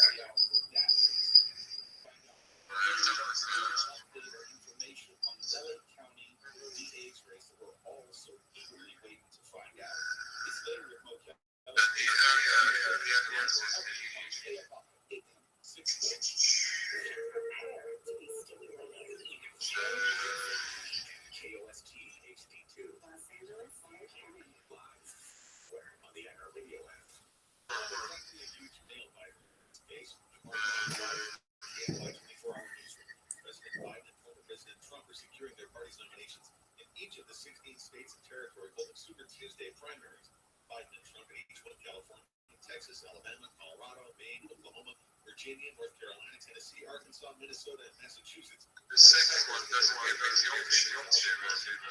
Nikki Haley has secured Vermont as well. AP has projected. That's weird. Okay, just one moment. I'll send it to my other account and then send it to you.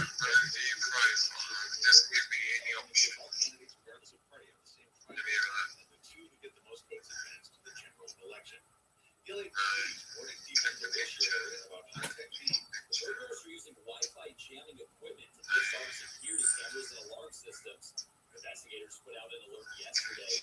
They say that these typically people's primary bedrooms. Burglars have been swiping jewelry, purses, money, and other valuables. Oftentimes, the group has a driver acting as a lookout. They say people should never post on social media about their hometown. They also say people should not let their mail accumulate. So I have got the second one of the first. So send the information to the first. Don't worry, I'm sending it to you from this one.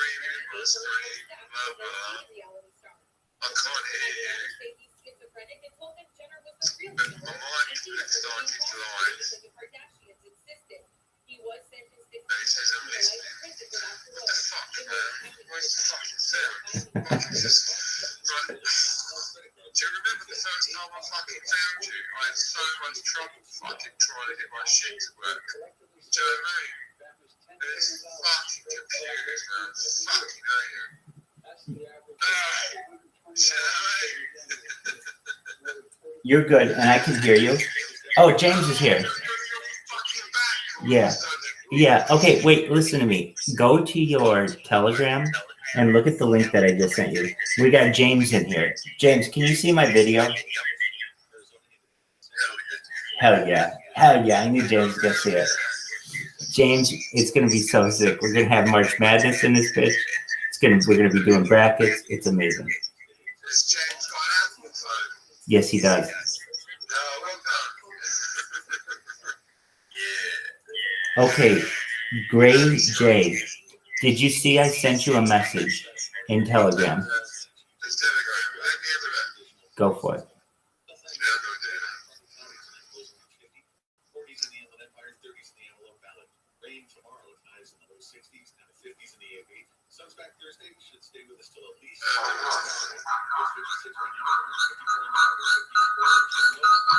Wow. Somebody's got some new fucking sounds on the head. It's a 20 decibel echo going on 4 or 5 seconds. That's amazing. So it's done on purpose.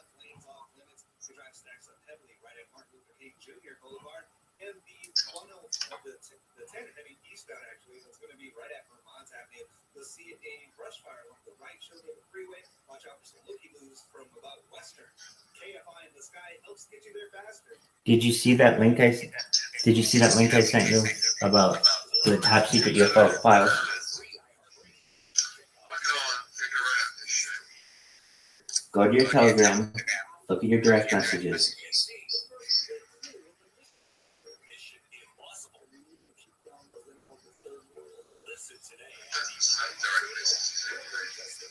It says stories, contact. Save messages and no save messages. Dog, go to my account in Telegram. Press on my avatar where it says open chat, and you'll see our chat between each other there.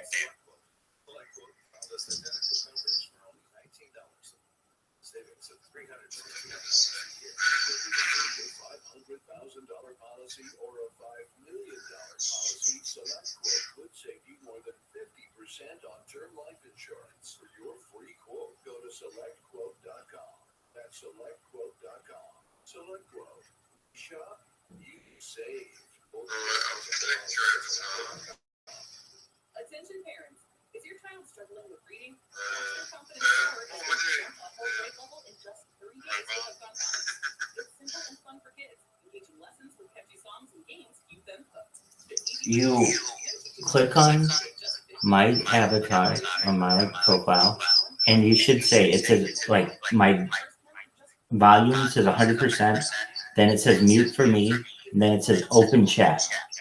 You want to click open chat.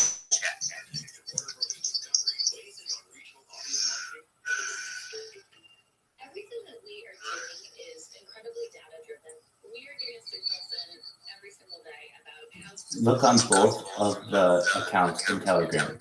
Click on their profile. It should give you like a volume. You can adjust the volume. You can also say mute for me, and then it says open chat. Press open chat, and you should see a direct message from me that I sent you with that link. specific and very personalized, but at a tremendous scale.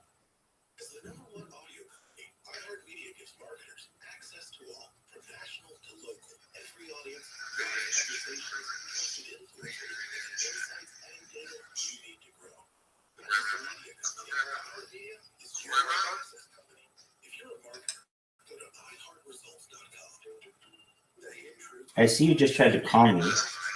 Hold on. You just tried to call me. So that's okay. Yeah, I just sent you another message.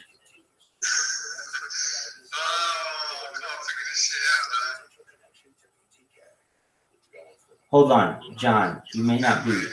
Hold on. You may not be wrong here. Hold on. Hold on. It does show that it delivered to you.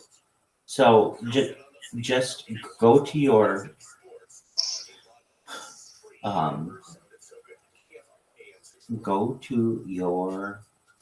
where it says open. Look, can you see my screen in Telegram? I'm gonna make it so you see my screen in Telegram. Go to Telegram. Can you see my screen in Telegram, John? I take that as a no because you're not in Telegram.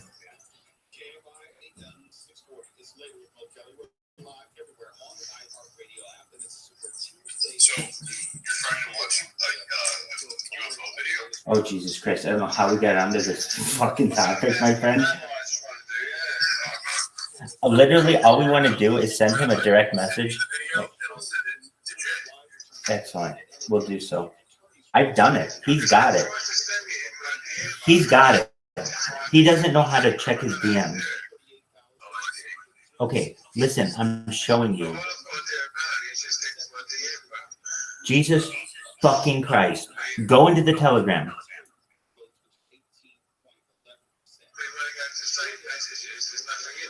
Jesus fucking Christ. Go into the Telegram. No one can hear me?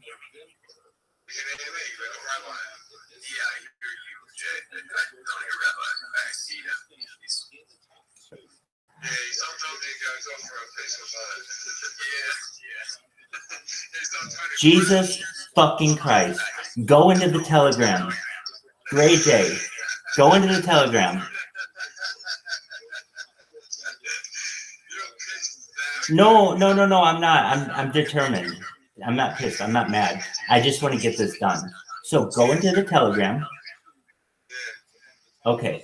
Now, do you see that there is a camera that is facing me and there's a camera that's off? Are you in the Telegram?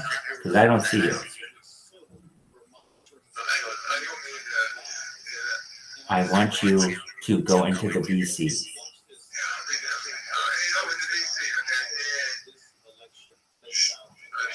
There you go. Okay. Now, do you see that there's a camera that I'm waving to you from? Click that account. Yes. Hold it down. And you should get the options that say something like 100% mute for me and open chat.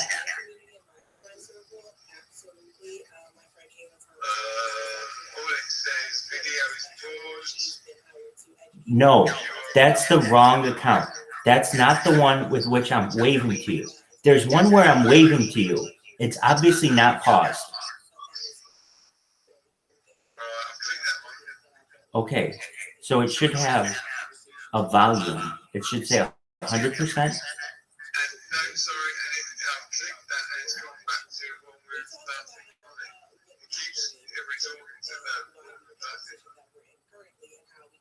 Every time I click your face, I get your face broken in, and then here we go, and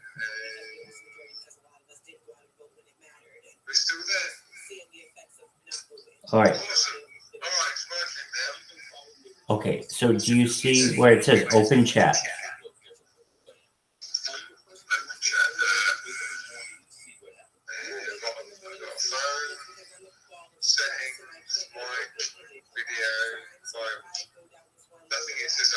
No.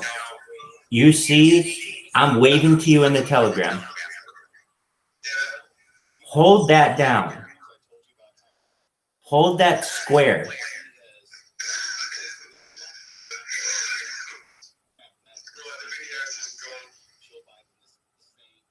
What happens when you hold down the square?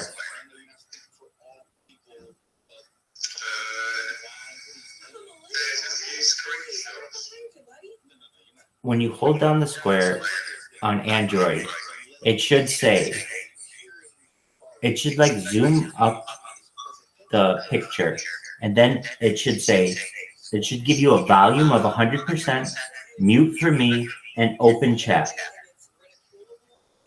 You've even said this to me before. I've heard you read this to me. So I know it's an option for you. Yeah, okay, so I know what you're doing. You're not holding it down. You're just pressing the button, and that's wrong. You have to hold it down. I don't want you to press the button. I want you to hold it down. So here's what you do. There's a camera I'm waving to you from this camera. Do you see me waving to you? You're going to hold down that little square, okay? Okay, when you hold it down, it should give you an option that says 100% mute for me and open chat. What does it say for you? It's just gone to files again. If I press down there, nothing. It just goes to the files. Right, do you want me to press on the screen? Yeah, I want you to press on the screen. Shut up. No, I mean, that's what, okay.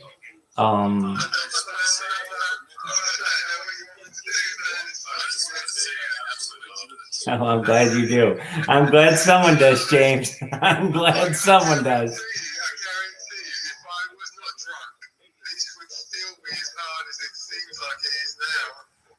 I swear to God, if you want a reality show, it should just be Rabbi Rothschild helping elderly people with their computers. And I want to feel like, okay, John Smith. I don't know how you aren't able. Okay, let's try Twitter again. Go to your Twitter, John. Go to your Twitter. Oh, sorry, shut up a minute. Let me get my breath back. All right, baby. You know, this is the only way we're going to get new people in here by behaving like we are. I'm in agreement with you. All right. Because they're coming in here for a stream of idiots. Here we go. Or somebody explaining to an idiot. Here we go. You want to go into Twitter.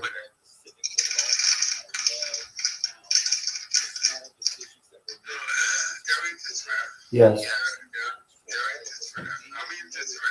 You should have 2 links in your inbox.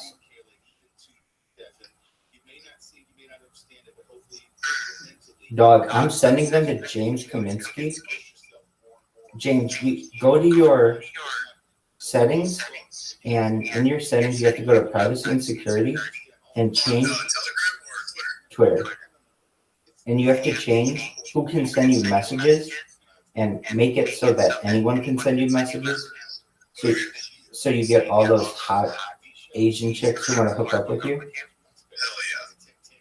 But you'll also get a rabbi who's going to send you a link that I want you to send to Greg J. I know you will. I know you're excited to bridge this gap, and I'm excited as well. Agreed. Greg J. Greg J has never opened an email. He's never opened a letter. He's never opened a DM, a PM, or an IM. Nope. He only sends out information. He's all push information, no pull information.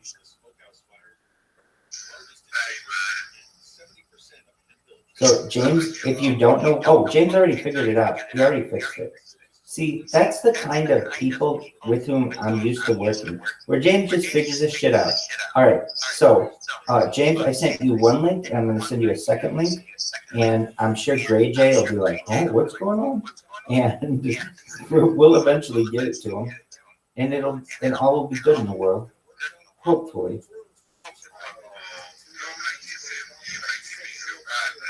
Well, no, I'm confused why we can't get this done. It makes me wonder what other messages you might have been missing. It could, important people might be trying to get a hold of you. You never know. I've been trying to get a hold of you, and I'm important. Other people might have the same issue. All right, so I'm sending, currently, I've sent James Kaminsky 2 links. The first link that I sent him is the full documentary. The second link that I sent him is just a crashed UFO up close. And if you're not familiar, a lot of people are like, dude, I know the UFOs are out there, but they're always so far away. I can't ever see them. Yada, yada, yada. I don't think they're real or whatever. This is a crash UFO up close that I don't think you've ever seen. What up, Bimba? Bimba, you little slut. Do you know about Twitter Spaces? We're live in Twitter Spaces right now. Bimba, can you hear me, baby?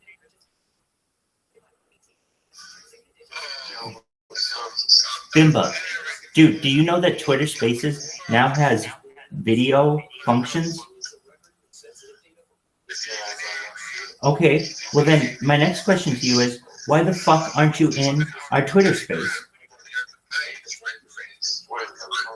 Okay, that's cool. I'll send you a link. Just one moment, baby. I got you.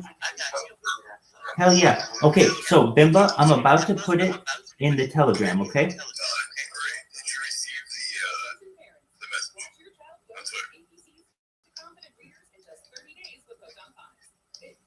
Are you talking to me or are you talking to my man? Excellent. Bimba. Bimba, look at the link in the Telegram chat right now.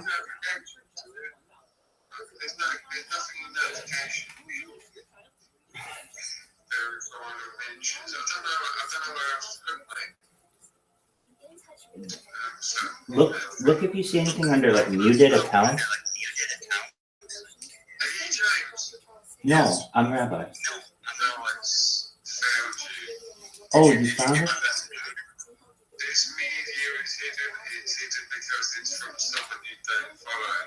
There you go. That's what you need. No, he has to follow you.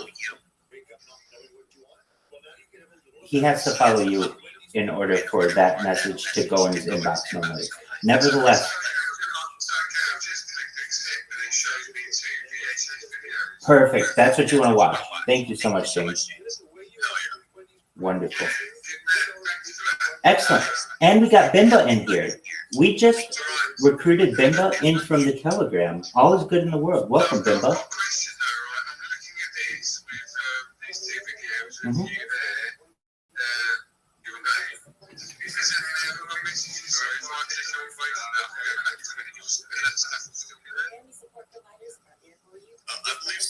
Yeah, you're saying like it's not going to go away unless you delete it.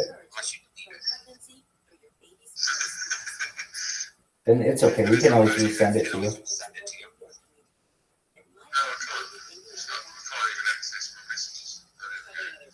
No,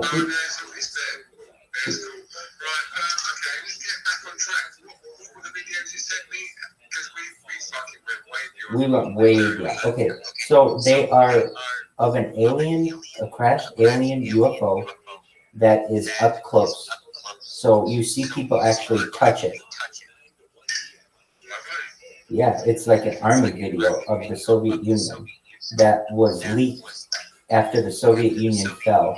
And they made a documentary about it, starring former James Bond actor Roger Moore. And he introduces all of these clips that came from the KGB that are really, really secret, are really interesting as well.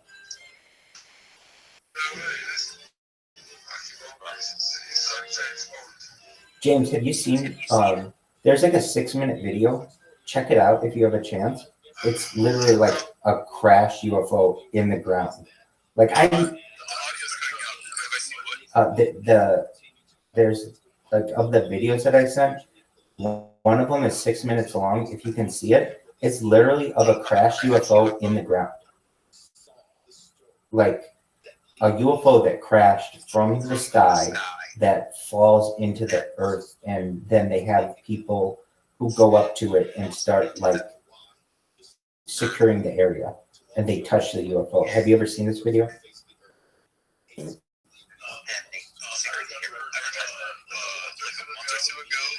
Yes, we saw this one. Yes, exactly. Okay, so you're good on that.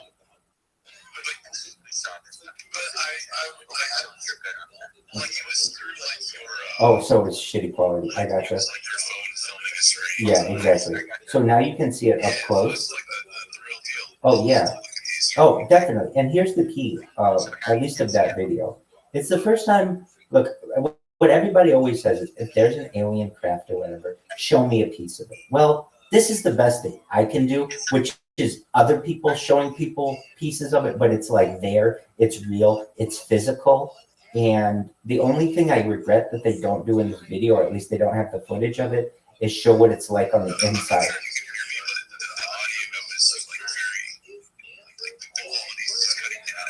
I can hear you. Yes, I'll drop and rejoin just a moment.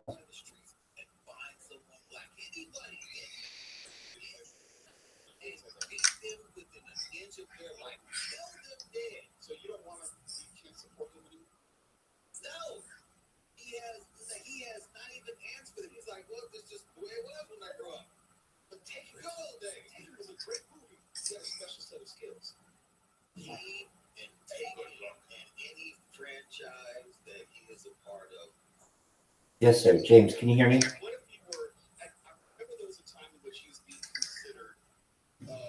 James, can you hear me? Excellent. So you're right. We did watch this video in the Telegram, but yes, you can now see it up close and personally. And essentially, what you see is a crashed UFO.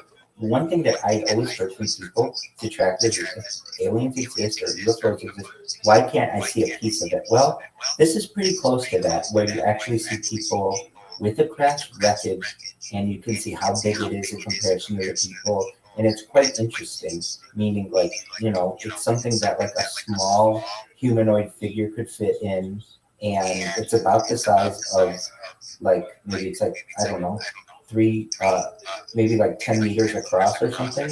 And I mean, it's really important to know that this is a craft. Hold on a second. What'd you say, JP? What'd you say? Anyway, I got a lot of people got me at once. Okay. Hey, JP, I'm going to send a link in the Telegram. Can you come to our Twitter space? We have a bunch of people in there right now, and it's a video Twitter space. Did you know Twitter has video options? Excellent. So I'm going to go to our Telegram right now, and I want you to go to our Telegram chat, and you're going to see a link in about 5 seconds that I'm going to post in there. And once I'm done posting it, you're good. I want you to join it. Excellent. I just put it in the Telegram chat. So just go to the Telegram chat. I just posted it. Okay? You got it? All right. Sorry about that, Harry Potter about my sound email. So the big thing that I'd always heard is, I want to see a UFO up close, and this is seeing a UFO up close. The only thing that I've never seen is the inside of the UFO craft.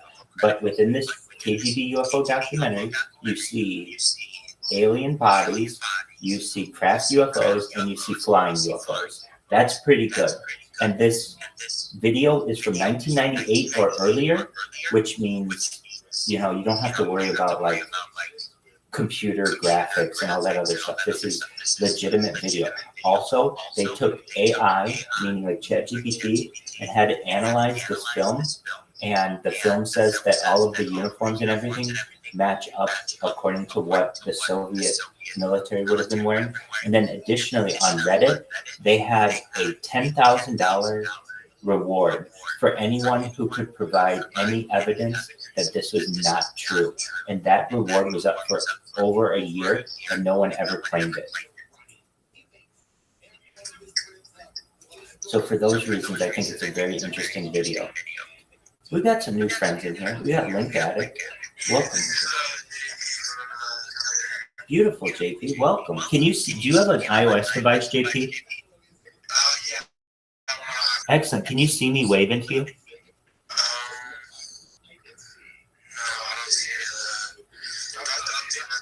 You might.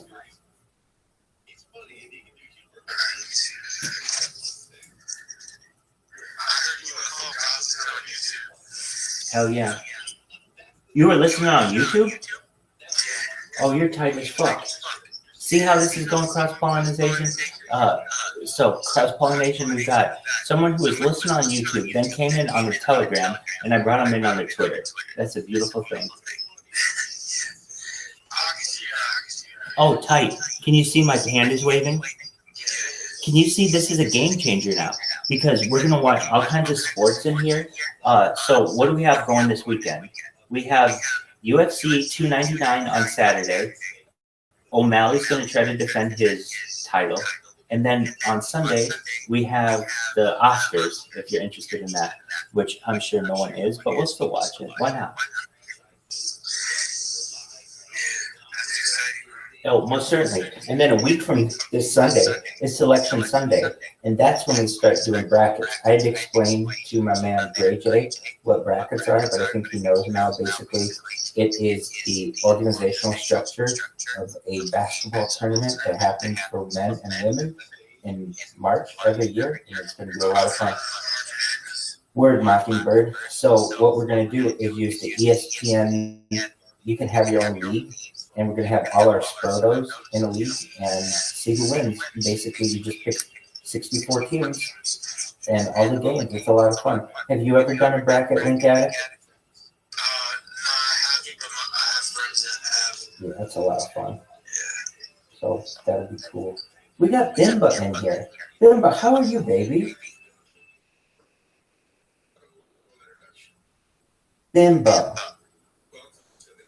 Bimba, can you hear us? Bimba, I hope you're living like a champ.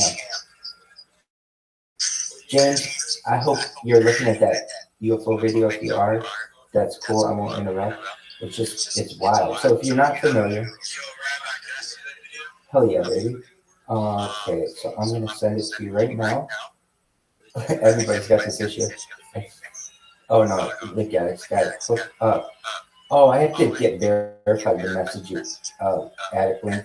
Link Addict, can you turn your settings on to allow messages for everyone just for a second?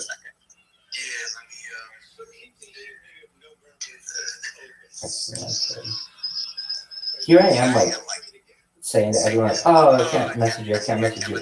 Honestly, on the account that I'm currently using, I don't think you can message me. So I have to, yeah, you're right. Or I'm right. So I have to change that setting myself.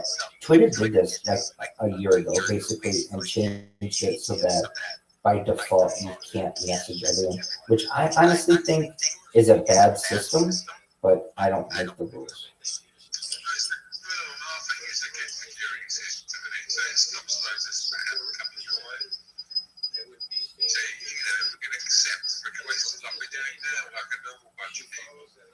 I would rather have people use the system and have a little bit of spam than people not use the system at all. Okay, you're the man. I will be able to tell you in a second. And it looks like you were. So I'm going to send you 2 links. The first one is like a whole video of, it's called the Top Secret UFO KGB Files. And within it, they have an alien autopsy, they have a crashed UFO, and they have flying UFOs. And then the other link I'm going to send you is just of the crashed UFO, so you can see it up close. Just a moment. Absolutely.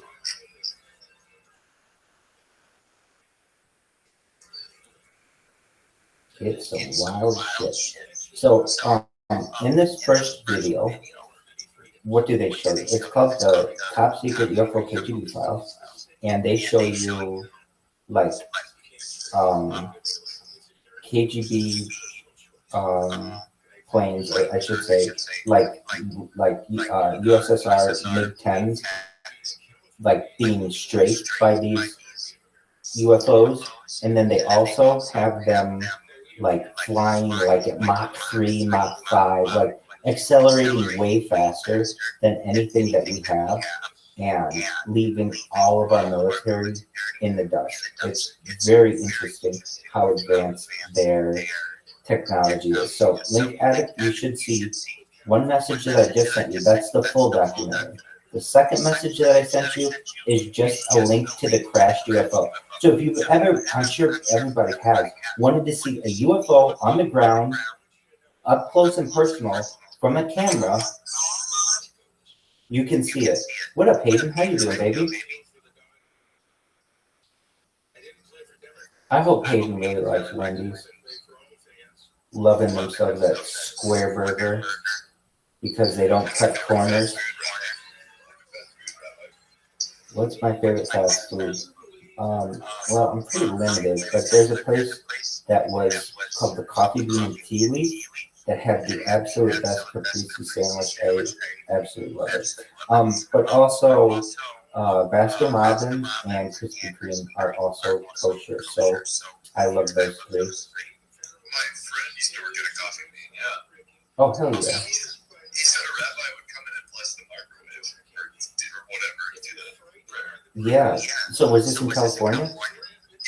Yeah. So up until I can tell you the actual date, it was June 21st,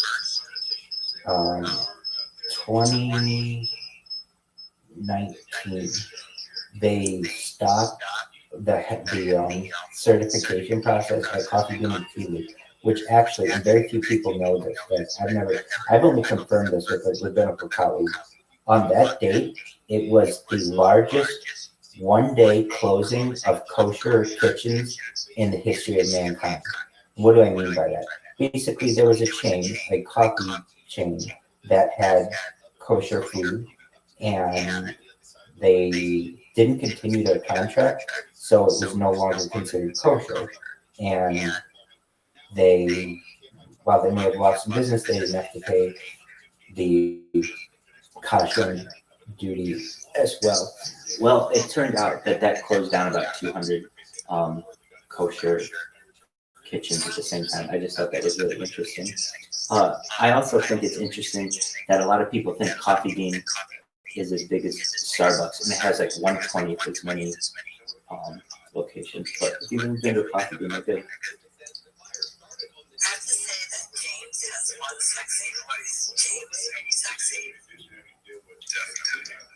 Oh yeah, James is sexy.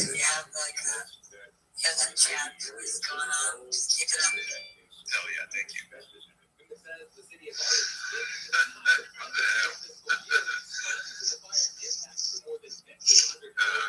Hey, Rabbi. Yes. Rabbi,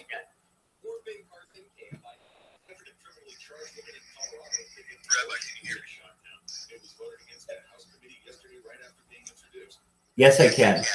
I just had to get on the other account. Go ahead. Are you a fan of Uncle Moishi? I am. Are you? Definitely, yeah. Good stuff. How did you find out about Uncle Moishi? I kind of like obscure media, and I found his stuff through some YouTube channel or some shit like that. That's very cool. Yeah, he was thinking about kosher stuff. Absolutely. He's, I believe, Canadian. Yeah, hell yeah. And yeah, helps children learn early age, many religious traditions that we have, and then also just normal children, early childhood learning tutorials and different classes. And I believe he has certainly an online presence, but he was really, I mean, he's been doing it since like the 70s. He's got like CDs and VHSs and everything. And in fact, honestly, he's kind of like the Jewish Mr. Rogers, I would say. Yeah, it's amazing. I'll have to research more of his work. Certainly. Definitely. All right, Link Addict, did you get those 2 links that we sent you?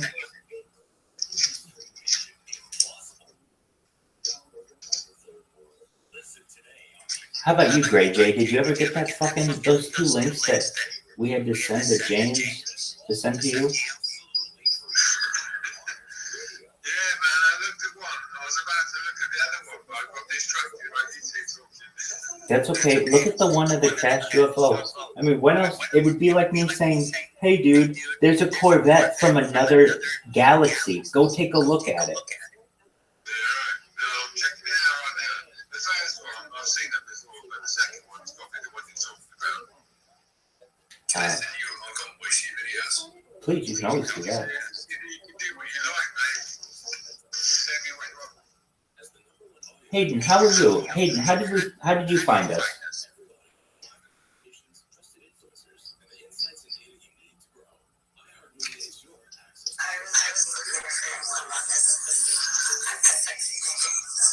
Damn. Good for you, James. You got a secret admirer. Good for you.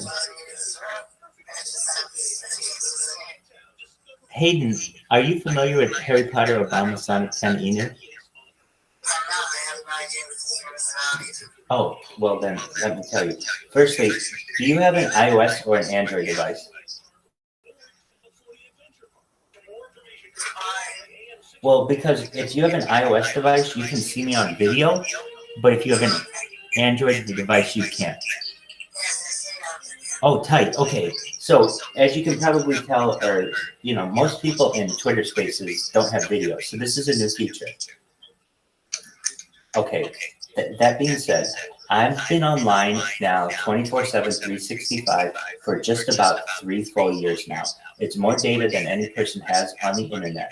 So whenever you're interested, you can always find me on YouTube, on Instagram, on Twitter, on Twitch, on any major streaming platform, on 5 different streams at once. Additionally, I now have the ability to stream video to Twitter Spaces. So we're going to have 24-hour Twitter Spaces. And so whenever you're bored, you can always come in here and listen to James's sexy baritone voice, or come in here and tell us about your day, or just listen to what people going on in the world.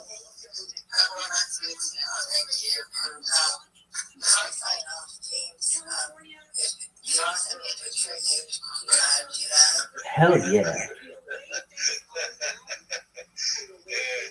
it. I look exactly like my PSP.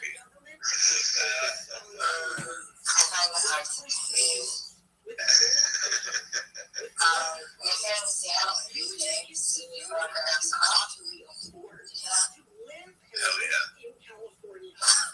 God, James, forward those digits, dog. James, forward those digits and a picture and a TBD on some Pacific Northwest coffee.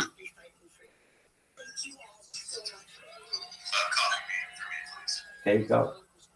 She'll probably take you to Seattle's best. It's the best they have in the whole city. Seattle's best?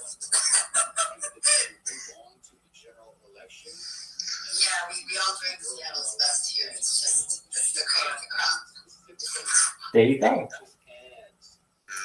Wow, James. Just go for coffee and cream cake. Man, James, it must be nice being you. Just walk around, girls flock to you. Literally, women from states away are like, yo, dog, if you're ever in my area, here's my number. Let's have coffee. Good for you, man. No, Hayden's the real deal. So Hayden, if you're ever bored or whatever, we're always in here. And then, do you know what Telegram is? Oh, okay. So then if you really want to get in with James and the rest of the community, we're live 24/7 in our Telegram. So I'm going to tell you what our Telegram is. And let me see if I can message you. I can't. Okay. So I know it by heart. It's t.me/HPOS10I. Now I know you're like, Rabbi, I have no idea what you just said. I get that. Once you're in Telegram, let me know. Or actually, we could do the thing. Okay. Let's see here. Let's see if I can just put it in the chat, maybe. It'll be easier, because I don't want to have to watch Hayden through all this stuff and turning on your messages and everything. So, Hayden, if you know where the chat is in this, okay, so I'm gonna put the link right there, and sometimes you can even see James's face. I'm gonna dox him a little bit. He's got a beautiful beard. Like, as a man who has a beard, he's got big beards. He's got a nice one. All right.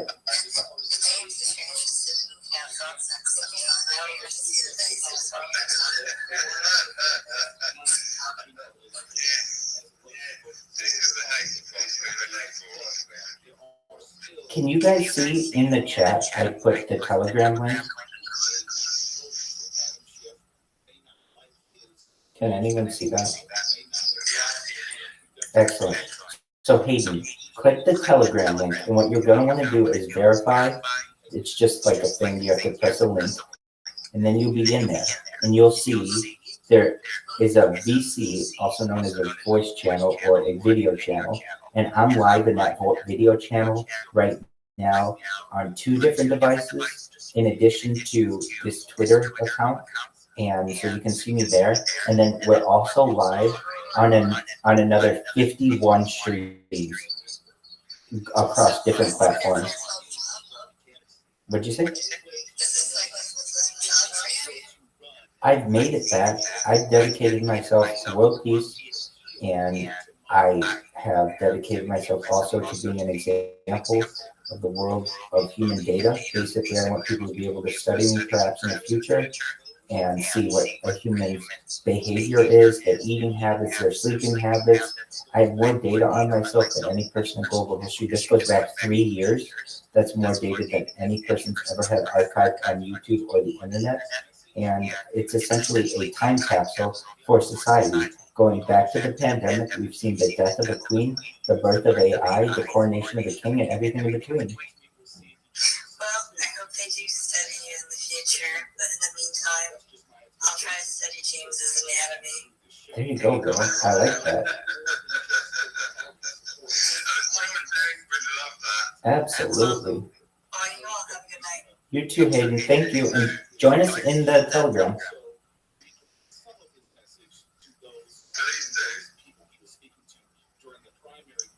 Alex, how are you? We have Alex in the house. Alex is a free spirit. They're into ecology, nature's circle of life, growing from seeds, flower guide, gardening, abundance, human. Oh, dude.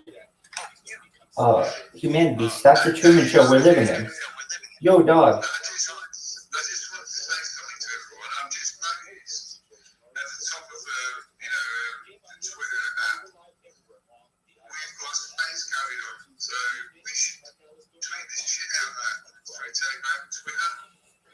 Oh, certainly. Feel free to. Well, it is. Feel free to share it. Well, I've been posting it in the Telegram, so I've at least people know that. And since this is the first day of the Twitter video, I've kind of just been experimenting. What happened to our friend Alex who was in here? Darn it, Alex bounced. I know, they had waved and then they bounced, so I don't know. That's okay though. We got Bimba. Oh, I know it is, isn't it? It's like a real up close and personal UFO. I do too. And the thing is, it's been vetted. There was a $10,000 reward that no one claimed on Reddit to prove that it was wrong. I mean, there's a lot to it.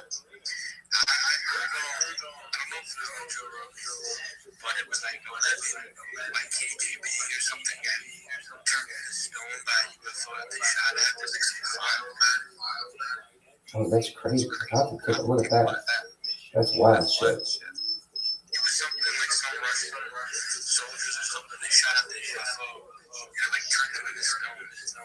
Wow, Medusa.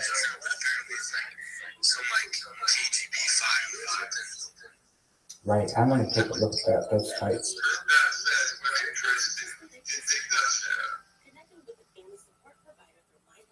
Very well. Well, Damn, James. He's just having to keep chicks back with a fucking pole. Jesus, he's gonna have to make that pole even longer now. He's got fucking Dave Thomas's daughter Wendy after his ass. And there's only 30 champions as well. Oh, yeah, boys. Let's go. Damn, James. That girl, did you hear her? How can I study James's anatomy? Damn. I mean, that shit is wild. I purchased the jacket in time for NTNYC. I'm trying to wear it around there. You need the jacket, bro.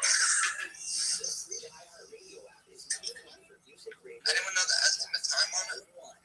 Yeah, 20 minutes, man, with that good. It all began here. Mike Davis was a night manager here at the Dixie News some years back. And the rest, as they say in the movies, is history.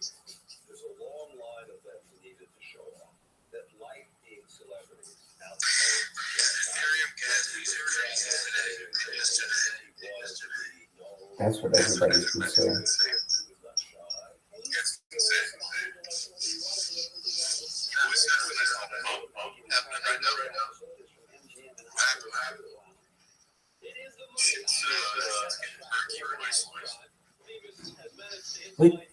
We got Bitcoin MLK in this bitch. Whenever I say that, they leave. It's like they,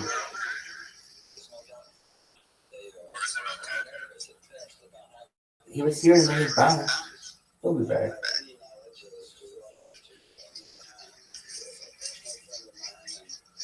Gray J, do you know Bob Dobbs? Yeah, he's in South Carolina. You stalked him. Literally, you were doxing him. You're like, dude, do you know where the 7-Eleven is on the corner of Harris and Maine? He's like, dude, get away from my house. Yes. And then we got Link Addict. Link Addict is JP. Oh, I like Bob Dobbs. And then we got Link Addict. He's JP. We got Sir Stinkiest Linkiest. Sir Stinkiest Linkiest, believe it or not, has been in here longer than anybody. And we got James Kaminsky, who at times has been my best friend in life at times. We've had some late nights together, just me being like, I don't know what I'm going to do, dog. And then we got Gray J. Gray J and I became friends in January. And then he came back to just chill today. And now we've chilled for the last like 6 hours. So here's what's amazing is before the Twitter app video was freezing, and I didn't know why. And I think it had to do with my camera overheating. After enough time, like the camera overheats. And because Twitter's app is still new with this update, it either doesn't know how to limit that heating or it doesn't know how to shut it down to let it cool off. So basically, I had to cool things down in the room, and it seems to still be working now hours later, which is absolutely fabulous. So all is good in my world from that perspective. But nevertheless, tomorrow or later, tomorrow I'm going to be perhaps testing a new kind of iPhone to see if it makes any difference. I don't think it will, though. I mean, basically at this point, if you can see the video, that's all we've got. I did read that video connectivity should be available soon for Android, and then also they're going to increase the amount of speakers at once to 15, and then also all 15 speakers should be able to share video simultaneously, which means, X will now be a video conferencing app, which would be huge.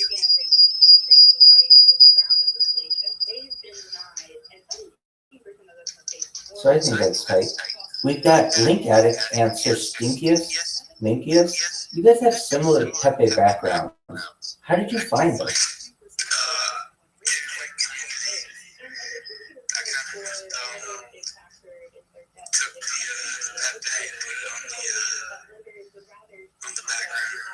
Oh, cool. And then did you do the same for Sir Stinkiest? No, I think he did his. There was a thing at the time during the Tampa community. Oh, There was that's a thing cool. called Okay, let's go. There's a whole name of the community. That's how it changed. By the way, we're getting some feedback from the backup X. We're getting that loud. I think it's I appreciate that. I realize that I tried to just leave out for the same if I have to. Just a moment.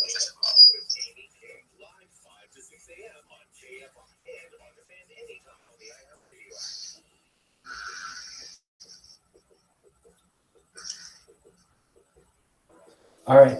Does anyone have anything that they'd like to discuss at this very moment? Or would anyone like to listen to Joe Rogan? I want to ask you, Go how ahead. is Dave coming out on Twitter with the video? Oh, great question. So after I was able to get over the camera freezing issue, it has seemingly been pretty smooth. But that took me a while. So it took me like 6 hours to figure that out. We played trivia. That was good. So I would say on a normal day, I can just tell you this. I was running Twitter Spaces. I've been running Twitter Spaces 24 hours now while doing the VC, but I've been doing it for like a week. And maybe 2 people came in the whole week.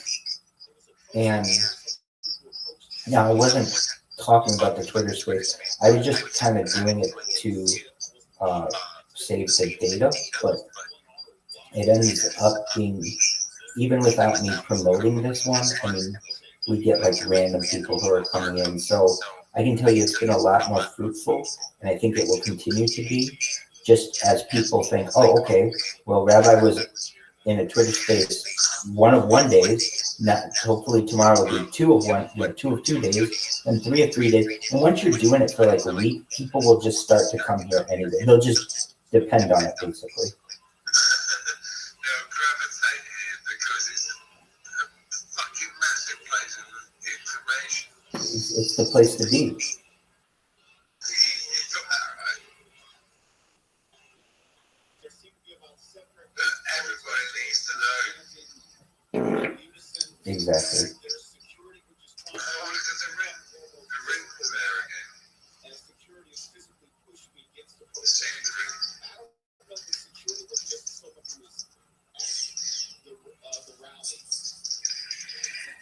Dog, I see that you put. Go ahead. The new qualities, great qualities on Twitter. Oh, excellent. I'm glad to hear that. I hear people have said that. I'm glad to hear that. That's great.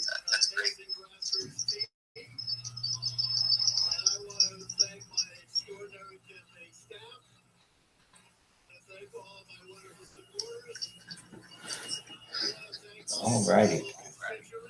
Well, a deep subject, as they say. Well, a deep subject. Why is that funny? Because like a well is deep. All right. So we have Joe Rogan.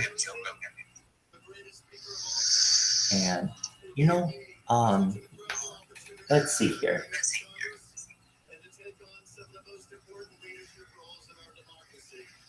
All right. James, there is this. You don't really have to see this. I never watch it. Or like, okay. It's got to be, at this point, my favorite movie on YouTube. It's this, well, is that true? If you look at my YouTube history, the thing that I've watched most is this like 12-hour Mozart compilation, because I used to watch that every day at work. I wouldn't watch it, but I'd listen to it in the background. But of things that I actively like, to which I pay attention, there is this, it's phenomenal. Okay, it's called Michael Schratt, who is an aviation historian, and it talks about Area 51 and all the shit that is at S4. And it's fascinating when they're talking about like the cafeterias and like what each craft is. And so instead of a podcast. Now, this will be video as well for those of you who can see the video. Now, I'm not going to throw it on the big screen, but it will be right here. You'll be able to see it. But if you're like, I can just tell you, you're not missing any video. At least I honestly have never watched this. Like, how do I want to say? I always listen to it right before I go to bed, and it's just fascinating to me. So, without me blowing it up anymore, this is Michael Stratt, Project Aquarius. It's called Special Access Intelligence Revealed. And it's like, what are we going to do? What are we going to listen?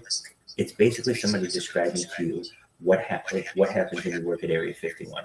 It's really fascinating. Oh, by the way, Rabbi, I have the link. Good morning, everyone. First of all, I want Different article. Whenever you. I see that from the Jerusalem Post. I saw that. I'm going to read it in just a second. That's what triggered this to me. So thank you. Excellent. Okay, let's see if we can hear this. Just one moment.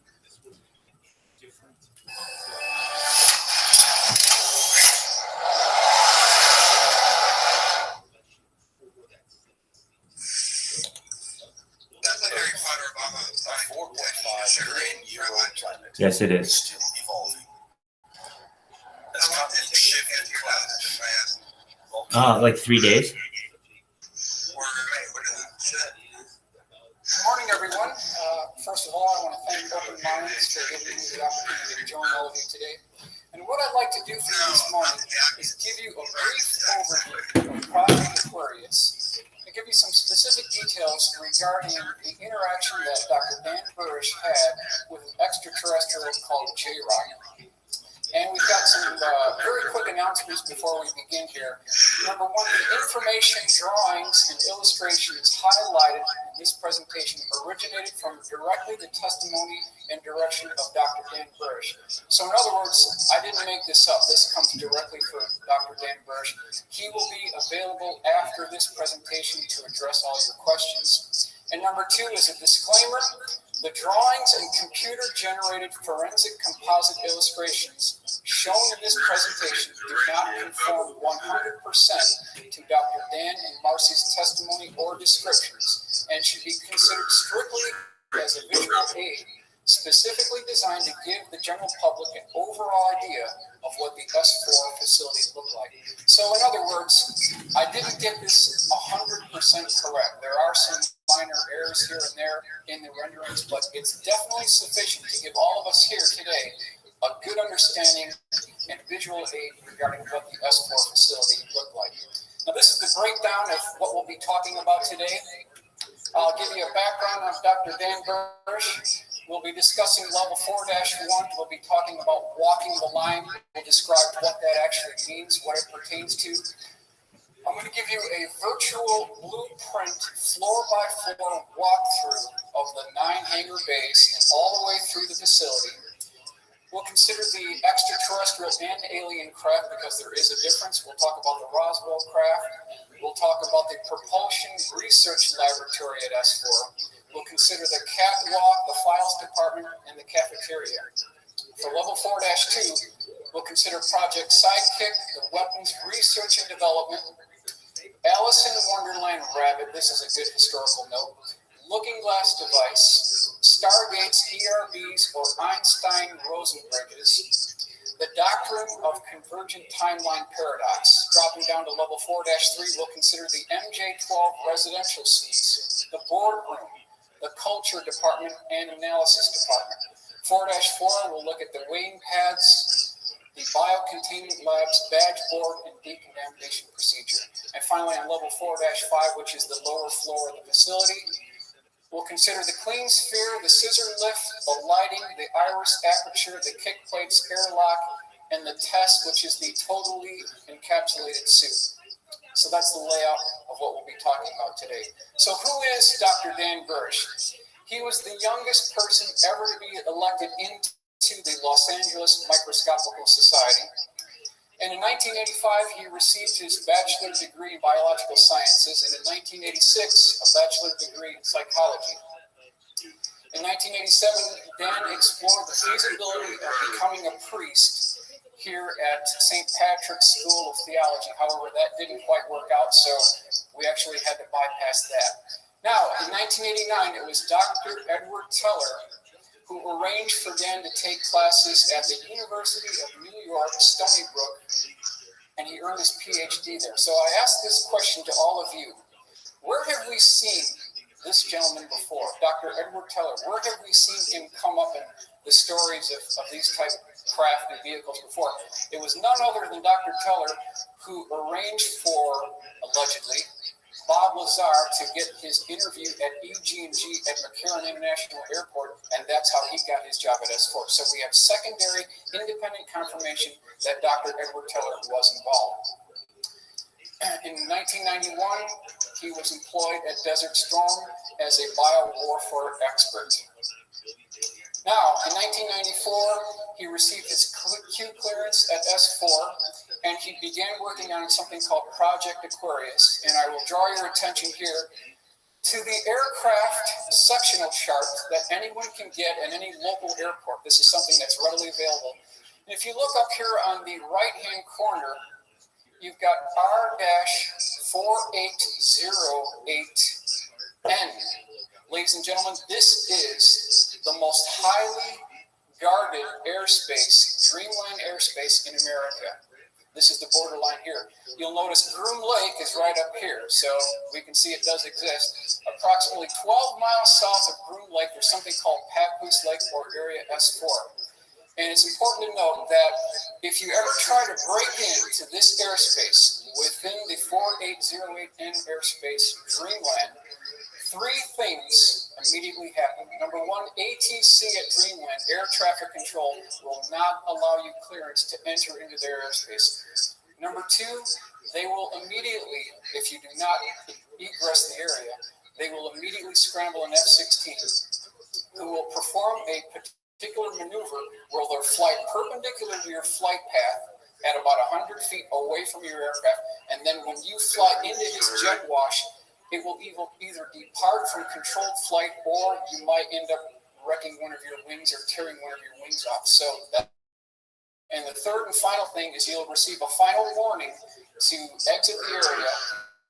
When that happens, they will lock on with a Sidewinder missile and they will neutralize the target. So the bottom line is don't try to break into Dreamland airspace. Okay, so at S4, again, he received his clearance and he worked on the direction of the Naval Research Laboratory and the Defense Intelligence Agency. So these are the two outfits that are running the program at Area S4. The EG&G terminal, 737-200, how do you get to Area S4? Well, it's the EG&G terminal, which is the gateway to Area 51 and S4. As you're flying on this airliner here, just before the hairpin turn into the landing and approach on Groom Lake runway, which is a 27,000-foot runway. It's the largest runway in the world. There's an ATC clearance called Pyramid. That is the clearance to land at Groom Lake. And what's interesting, a historical point from Dan Burrish indicated that on the trip on the 737-200 to Groom Lake, they played Neil Diamond's song Coming to America over and over and over again. So the question is, what is the encrypted symbolic message that they're playing on the airplane as you're going there? Well, under its original interpretation, that song talks about immigrants coming to America to make a better life for themselves. That makes a lot of sense. But under the direction of what happens at S4, it actually is talking about extraterrestrials coming to America and specifically coming to S4. That was confirmed by Dan Burrish as the correct interpretation. Now, when you land at Groom Lake, how do you get to S4? It's 12 miles away. There's three ways. You can take a blue-colored Air Force bus. That's number one. Number two, you take a U.S. Army Black Hawk helicopter. The third and final option is a Russian Mi-24 Hind-V helicopter gunship. So those are the three options that you take to get to S4. Now we're flying, we've just landed, we're at the helicopter landing pad. We're now going to enter the facility for a virtual walkthrough. And you'll notice that there are some very interesting lines here on the tarmac. We have two parallel red lines, okay? And then there are two parallel blue lines. This is called walking the line. And you are told, according to Dan Burrish, and this is a very oppressive society, it's not a user-friendly area. It's not something that is a nice place to be at because there's black guards with guns, and it's an oppressive society. You are told to follow the blue lines and do not breach the boundaries of the red lines, because if you do, ladies and gentlemen, they will shoot you. That's the level of security that we're talking about here. Now, we're entering the facility, and you see this swinging door to enter the facility. It turns out that that is actually incorrect, so we've made the correction. The actual door to get into the S4 facility is none other than a double sliding glass door with an indented receptacle, which is circular. You turn that to the right, that's how you get into the facility. Very similar to what you would see on your patio door. Now we've got the layout. We start at the top, it's 4-1. Second floor is 4-2. We've got 4-3, 4-4.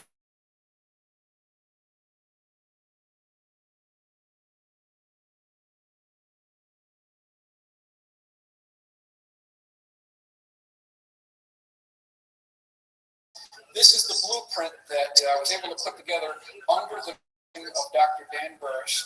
And if the first thing that happens when you walk into this facility, you enter that door, what you see is this long hallway here, very long hallway. It has the same type line configuration or stripes on the floor. To the left, you'll see a red line. You cannot go to the left. On the right, there's a blue line. You can get access to that. So we're walking up here.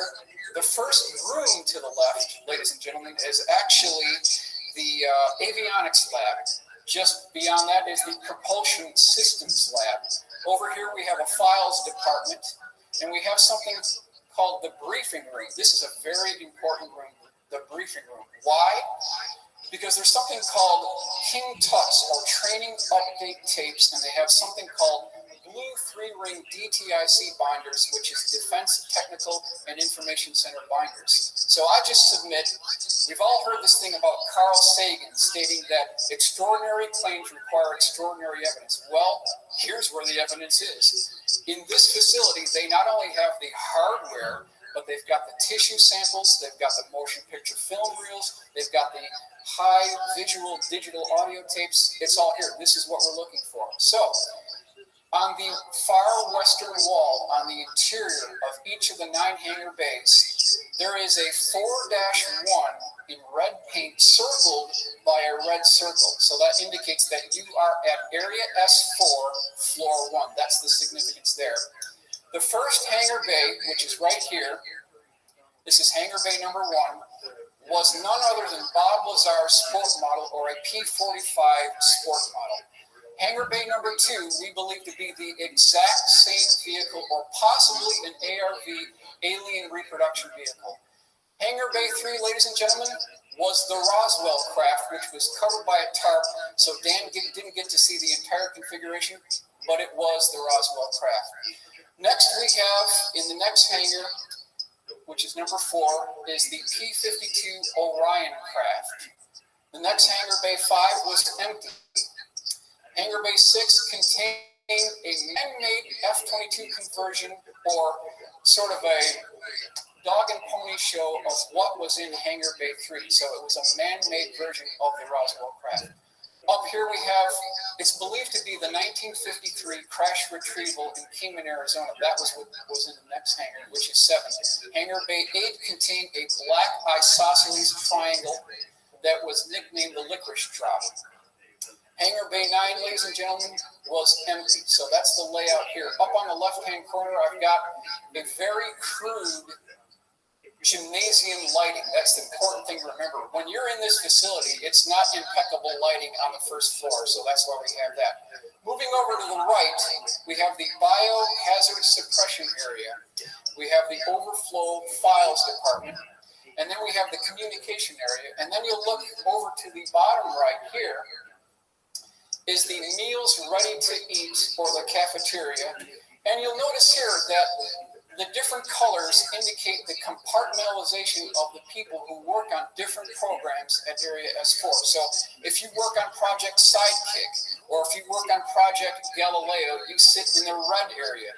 If you work on weapons research, you sit in the black area. As we mentioned, orange area is Project Looking Glass. So what they're doing is they're quarantining the employees and engineers who work on the different programs so that these things remain secret.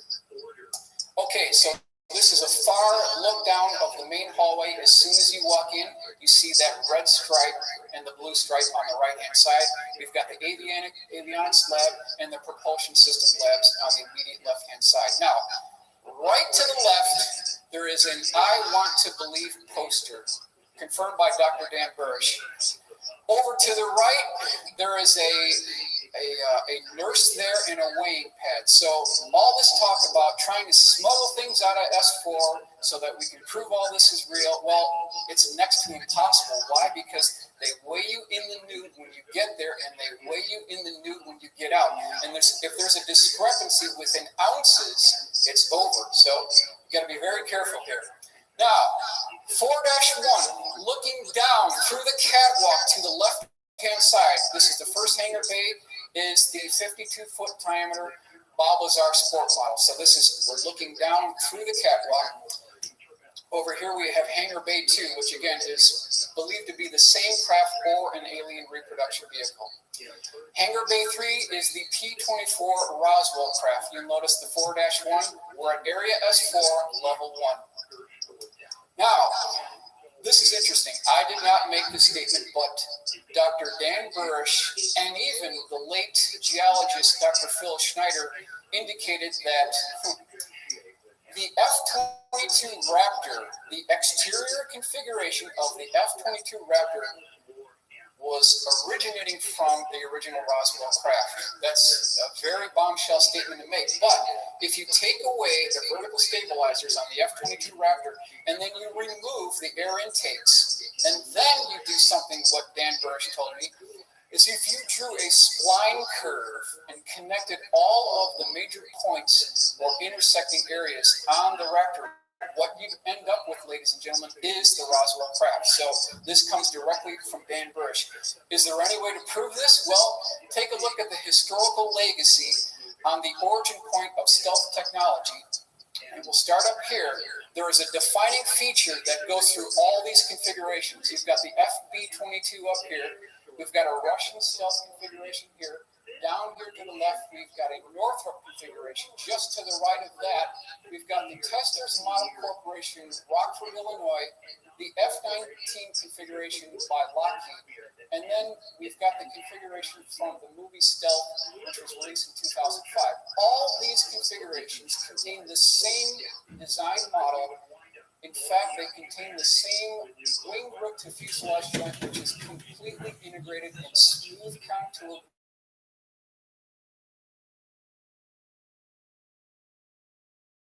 The defining design feature on these stealth technologies, the same thing. Hangar Bay 4 was a P-52 Orion craft. This is the original configuration. This is the cleaned up configuration on the bottom side by Dr. Dan Burrish. Hangar Bays 5 and Bays 9 were assumed that there are these interesting tracks here, and these were used to pull the craft out of the hangar bays so that they could be test flown on the tarmac immediately from the entrance of the facility. Hangar Bay 6 was the man-made reproduction of the P-24 Roswell craft that was in Hangar Bay 6. Hangar Bay 7, again, that Dan believed, but not be completely confirmed, that this was the 1953 Kingman UFO crash retrieval vehicle, was covered by a target. Hangar Bay 8 contained a black isosceles triangle. They called it the licorice drop, according to Dan Burrish.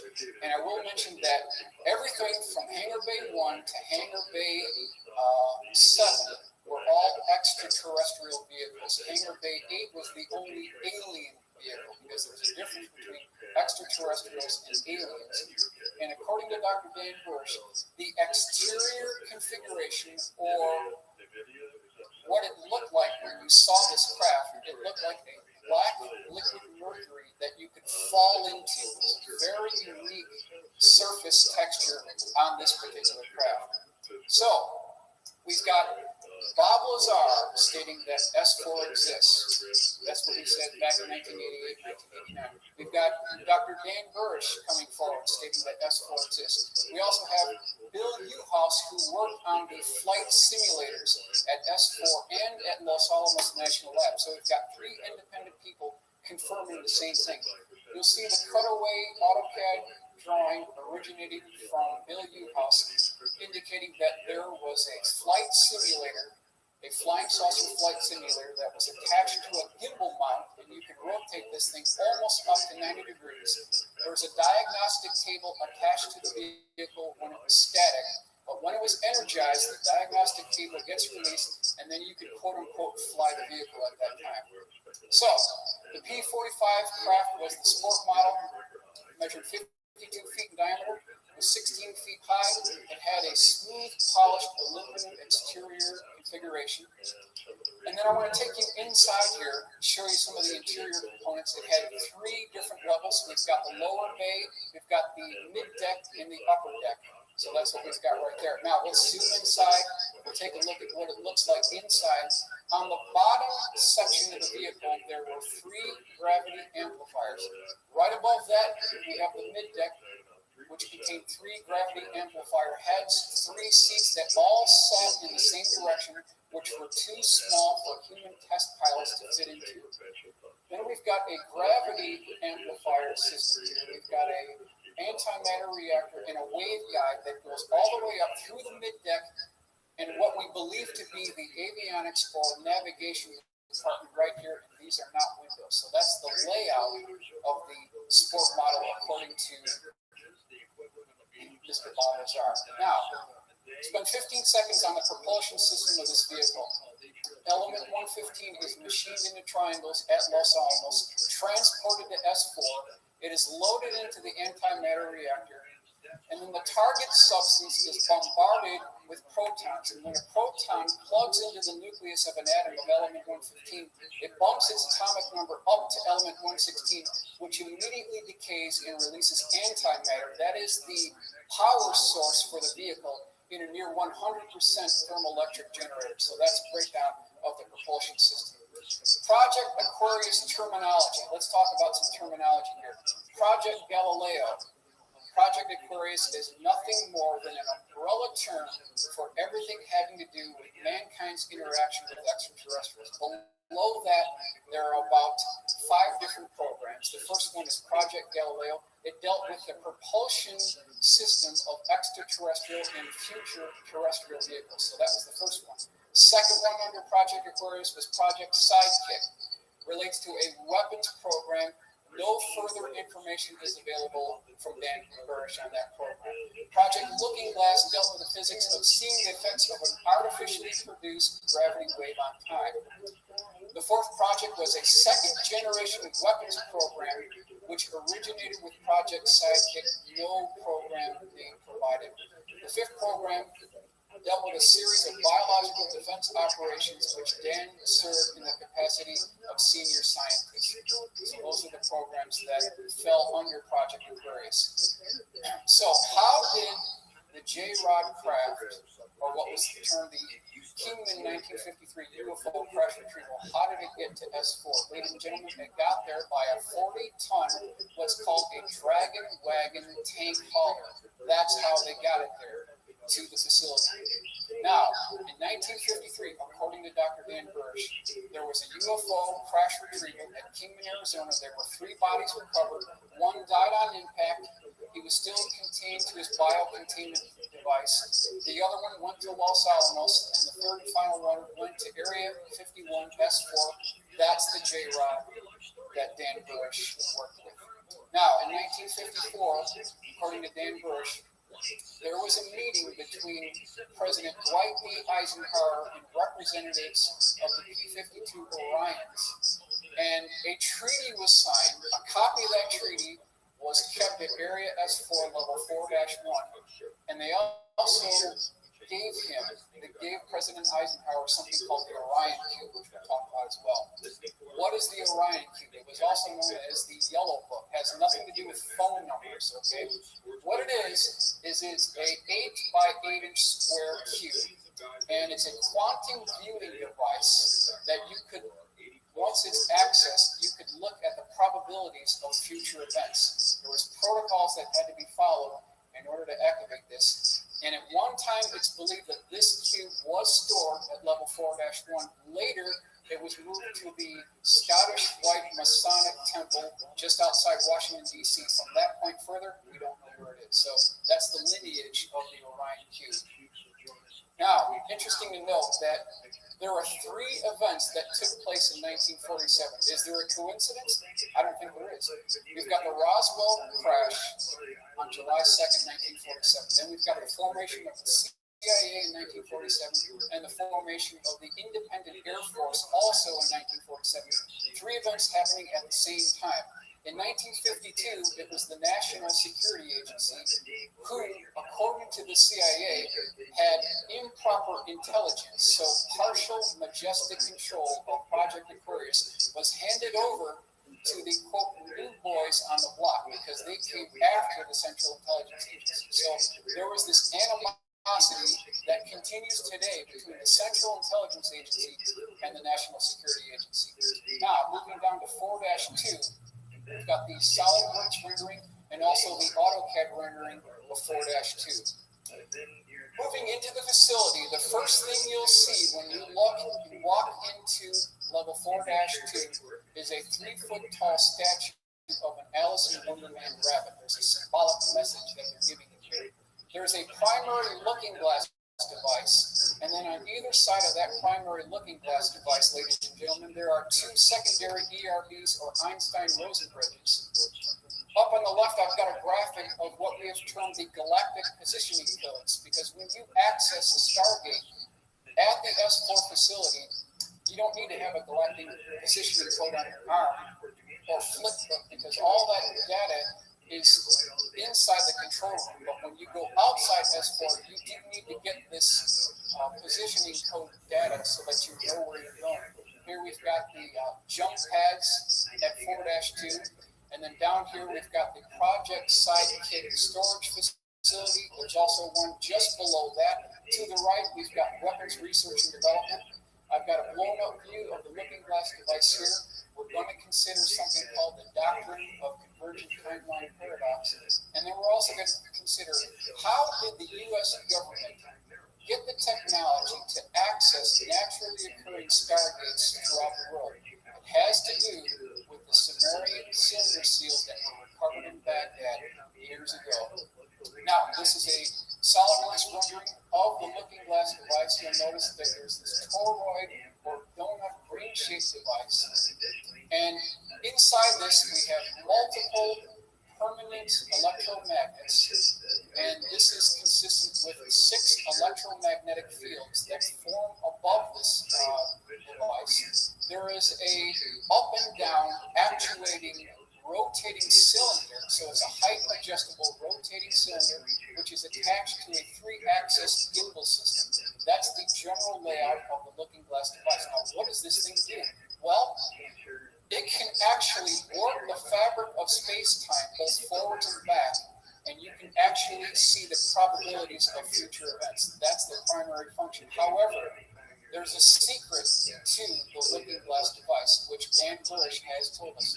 What you can do is you can flip this device up at a 45-degree angle, and if you tune it to a slightly different frequency, it can be used as a stargate. So it actually has a dual purpose. You've got these spires or guide rings just above the looking glass device. These are used to guide the electromagnetic field over the looking glass device. It's something that you can hit with your hand.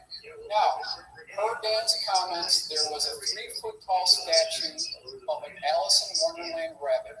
He had a maroon vest, he had golden fringes, and he had black buttons. He was holding a clock, and this is symbolic that you're going down the rabbit hole into a world that's beyond belief, and that's exactly what happens in the looking glass area. So this is symbolic encrypted message. Now, when we talk about time travel and they talk about the doctrine of convergent timeline paradox, in my assessment, there is no better illustration of this concept than the movie Back to the Future 2. And they talk about this in that movie. So just to illustrate this, for example, on the bottom here, we've got something called the flow of time, representative of the bottom arrow of timeline 1. That's the timeline we're on. So we're moving down this timeline and everything is fine, everything is great, and then somebody decides to flip on one of these looking glass devices, and this is called the looking glass point of observation. That's right here. Now, we have someone that is looking into the future of probable events. At that point, at that exact point in time, we are no longer, ladies and gentlemen, on timeline 1, but we are now on timeline 2. And we have, theoretically, we have affected our future timeline 1. So that's how this works. Now, in this movie, a DeLorean is used to go from the year 1985 to the year 2015. And a character by the name of Biff Tannen, he eventually comes into possession of something called the Gray Sports Almanac, 1950 to 2005.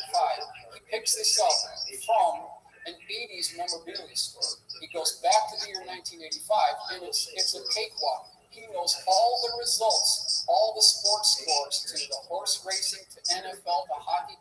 He turns out to be a billionaire.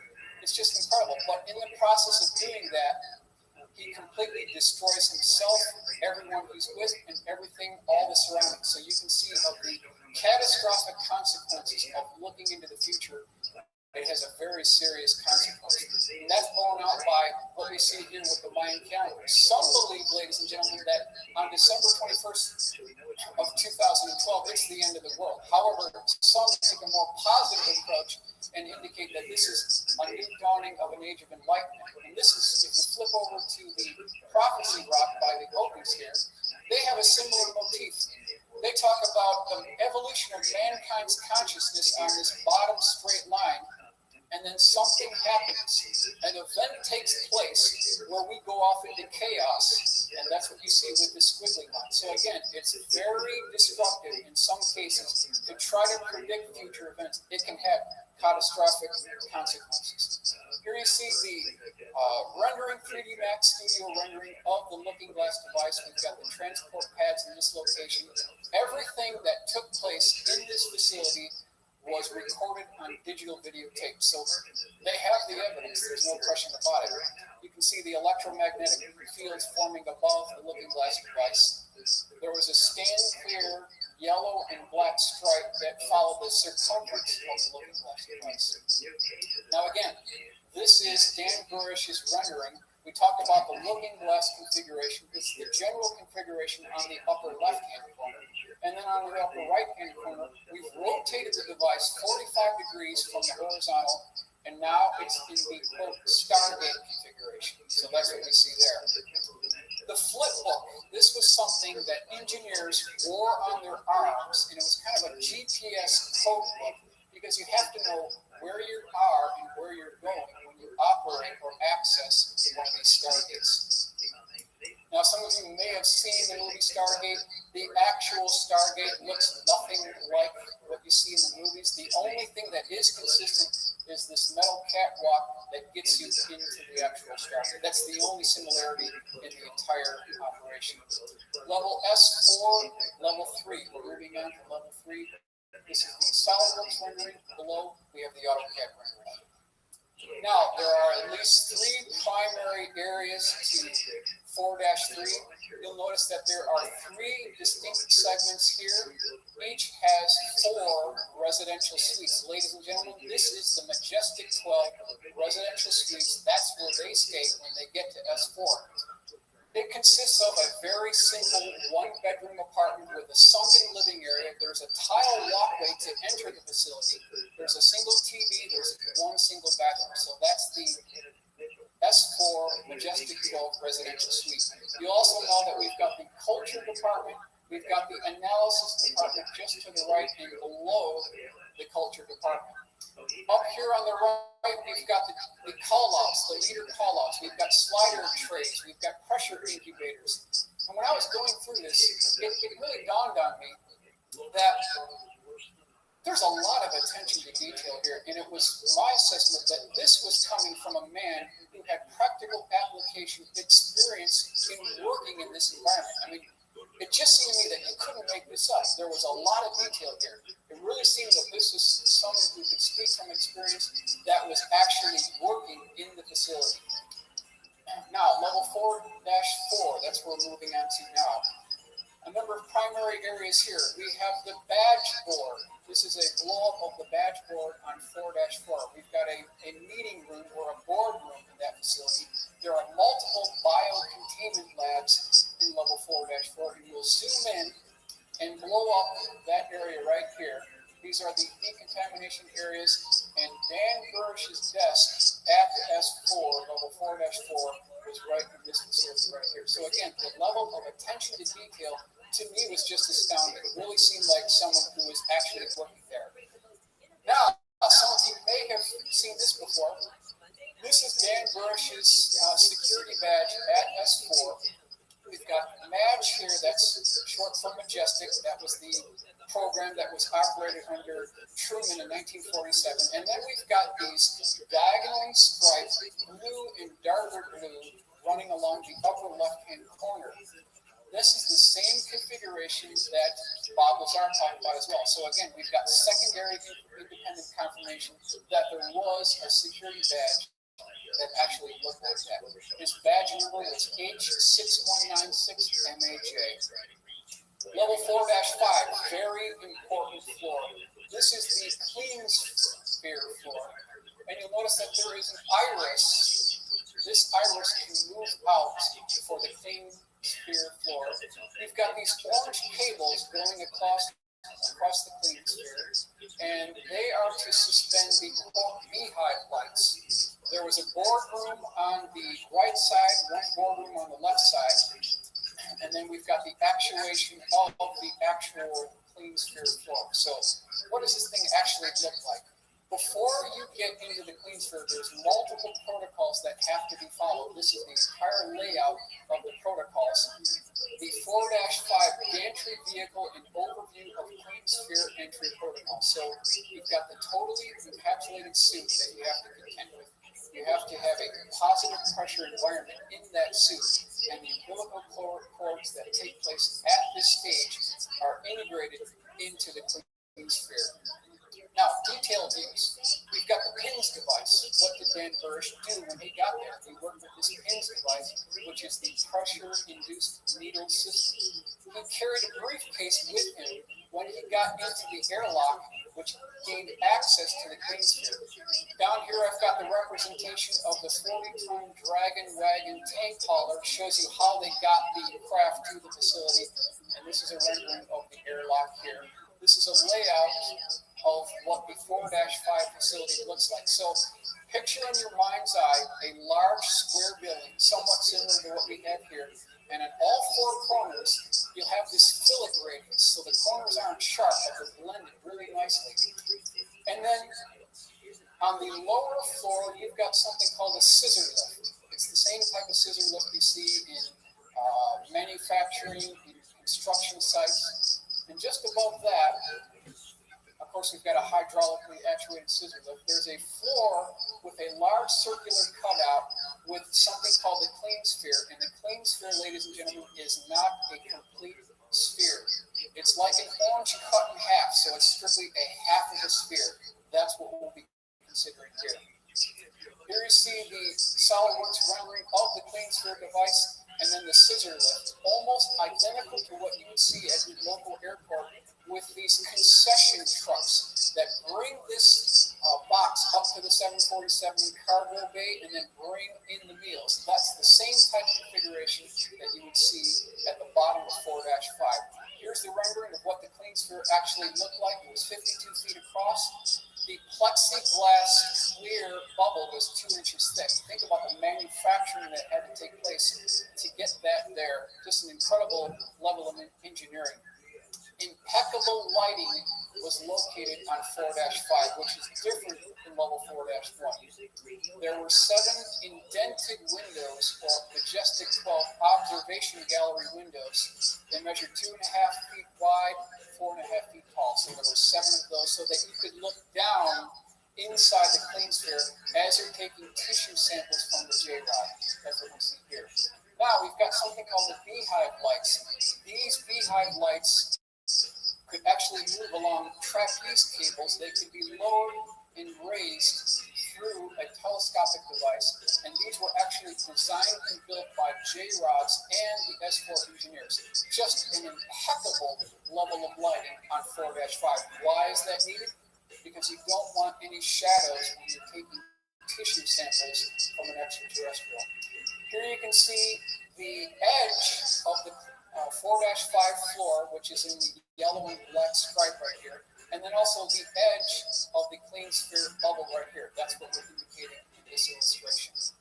Now, there's something called that actually are manually operated, and they seal the gap between the clean sphere edge and the floor of 4-5, the opening. That's what they do.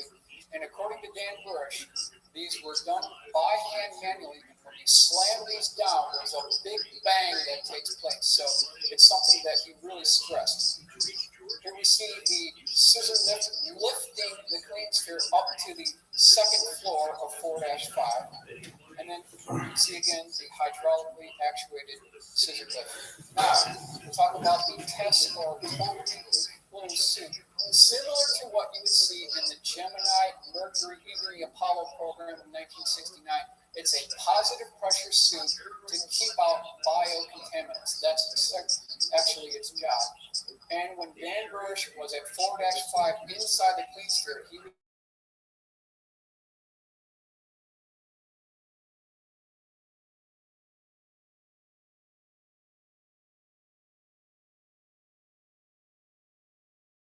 and one way they did that is to use this induced needle system that Dr. Danny Bush personally told me was very small. He called it a Saturday night special, and it had a pneumatically actuated hose off the aft end of the pins device. There was a small cartridge that was loaded right inside the shaft here, and you could take the tissue samples that were sent up to the analysis department. So that's how they did that. He also carried a briefing case with him with multiple needles and cartridges that went inside the clean sphere as well. Now again, remember, they weigh you in the nude when you get in, then when you drop down to 4-5, they weigh you in the nude again. So there's just no way you're going to sneak anything out of 4-5. This is a very well done pencil sketch by Mark McCandlish, who is again the world's premier aerospace illustrator, showing Dan Bush being suited up in the test suit and then entering the airlock or decontamination chamber for entry into the clean sphere. Now, what in the world does J-Rod mean? I mean, we've heard this before. In its simplest terms, J-Rod means 15 because J on the computer keyboard is the 10th letter in the English language. The dash or rod was symbolic of the Mayan glyph that indicated the number 5. So you put those together, you get 15. That's also symbolic because he traveled from 15 light years away to get to Earth. So that's the definition of J-Rod and how he got his name. Now, 2 quotes from Dan Bush that are very important. He said, "I have never met an alien, but I have met an extraterrestrial. The difference being that an extraterrestrial such as a J-Rod is actually a future human and therefore shares a same human lineage. A true alien, on the other hand, would bear no such human lineage." So that's the difference between an extraterrestrial and an alien. Now, when he was working there, you can see here with the PINS device taking samples from the J-Rod, and he was called Kaela, a little bit of description of what he looked like. He measured 3.5 feet tall. He had dark brown appearance, very black inset eyes, a disproportionately large head.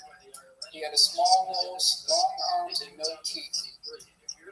Interesting to note that the designation for this particular J-Rod was EBE-53AZ2. That stands for Extraterrestrial Biological Entity. 1953 UFO crash retrieval, Kingman, Arizona, number 2. Because remember, the first one died on impact, the other one went to a Y-11 facility at Los Alamos. Now, during one of these tissue sample sessions, remember, you have to follow a certain protocol to approach this J-rod. You have to raise up your right hand, the J-rod raises his right hand, and then you take multiple bride steps together, and then you meet in the center. During one occasion within the clean sphere, the J-rod, who was known as Kayla, he broke the protocol, rushed Dan, and they had developed a friendship at this time, so this had never happened before. He wasn't under attack, but Dan Bursch was startled about what took place. He stepped back and accidentally caught his boot of the total encapsulated suit on the grid structure of the bottom of floor of 4-5, and he tripped over backwards on his oxygen tank, and the J-Rod proceeded to infuse into him a tremendous amount of material having to do with future events. So it's incredible what took place inside the clean sphere. This is an illustration by Mark McCann showing the decontamination process within the airlock for entry into the 4-5 facility. Now, again, how did we get this technology to access these naturally occurring stargates?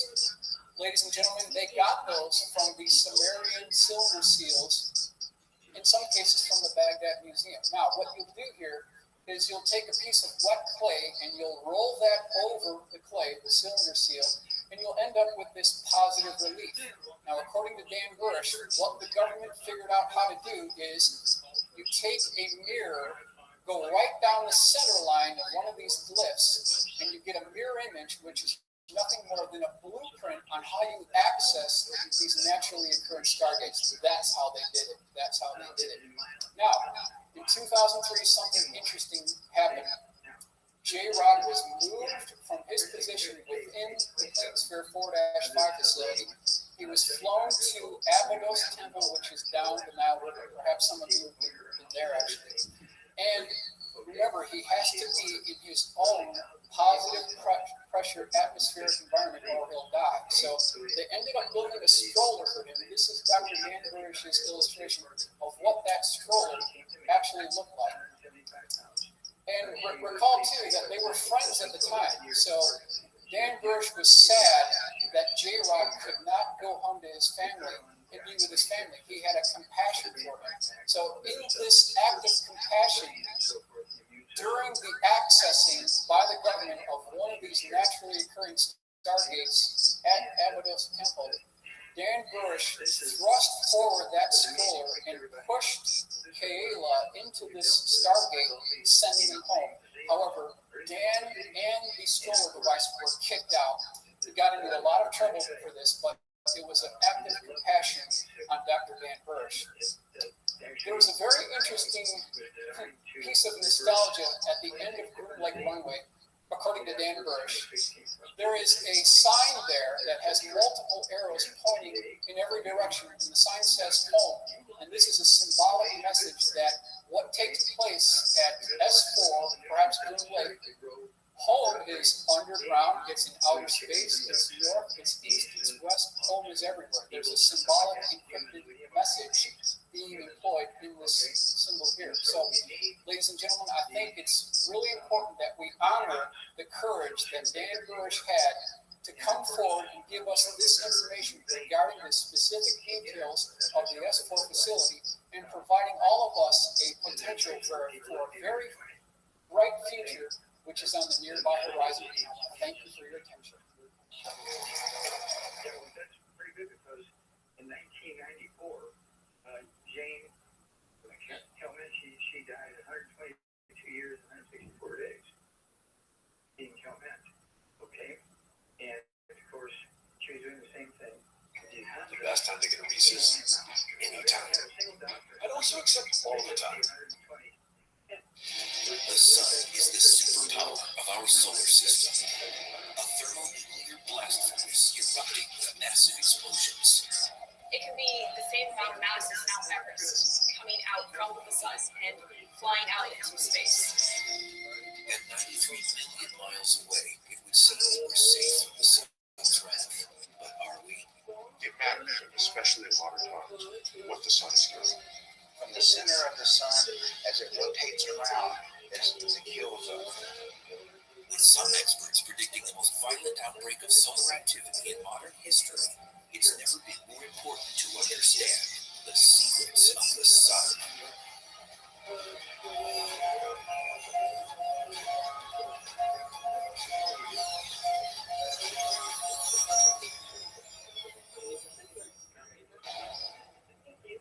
There are billions of stars in the universe, but one alone dominates our cosmic neighborhood. The sun.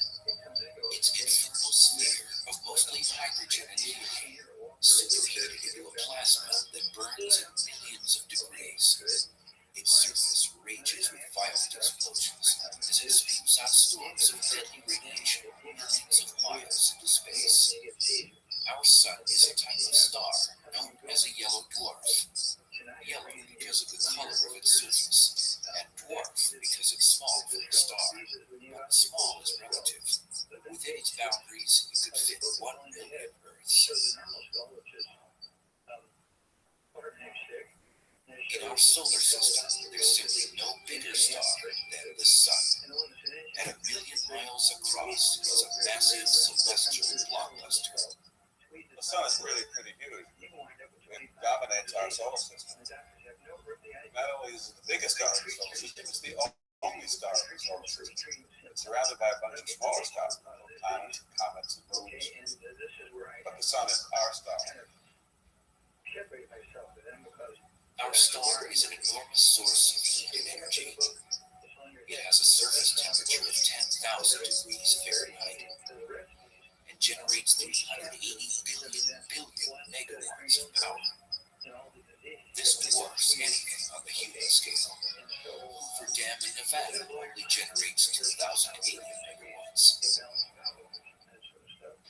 In 1 second, the sun churns out more energy than has been used in all of human civilization. All that power in the blink of an eye. Incredibly, it's been burning this way for billions of years. Early astronomers didn't quite understand how the sun could generate so much energy for that long a period of time. That was the first mystery, was really how the sun generates its energy. In the early 19th century, scientists assumed that the sun worked just like any fire on Earth, that there was a source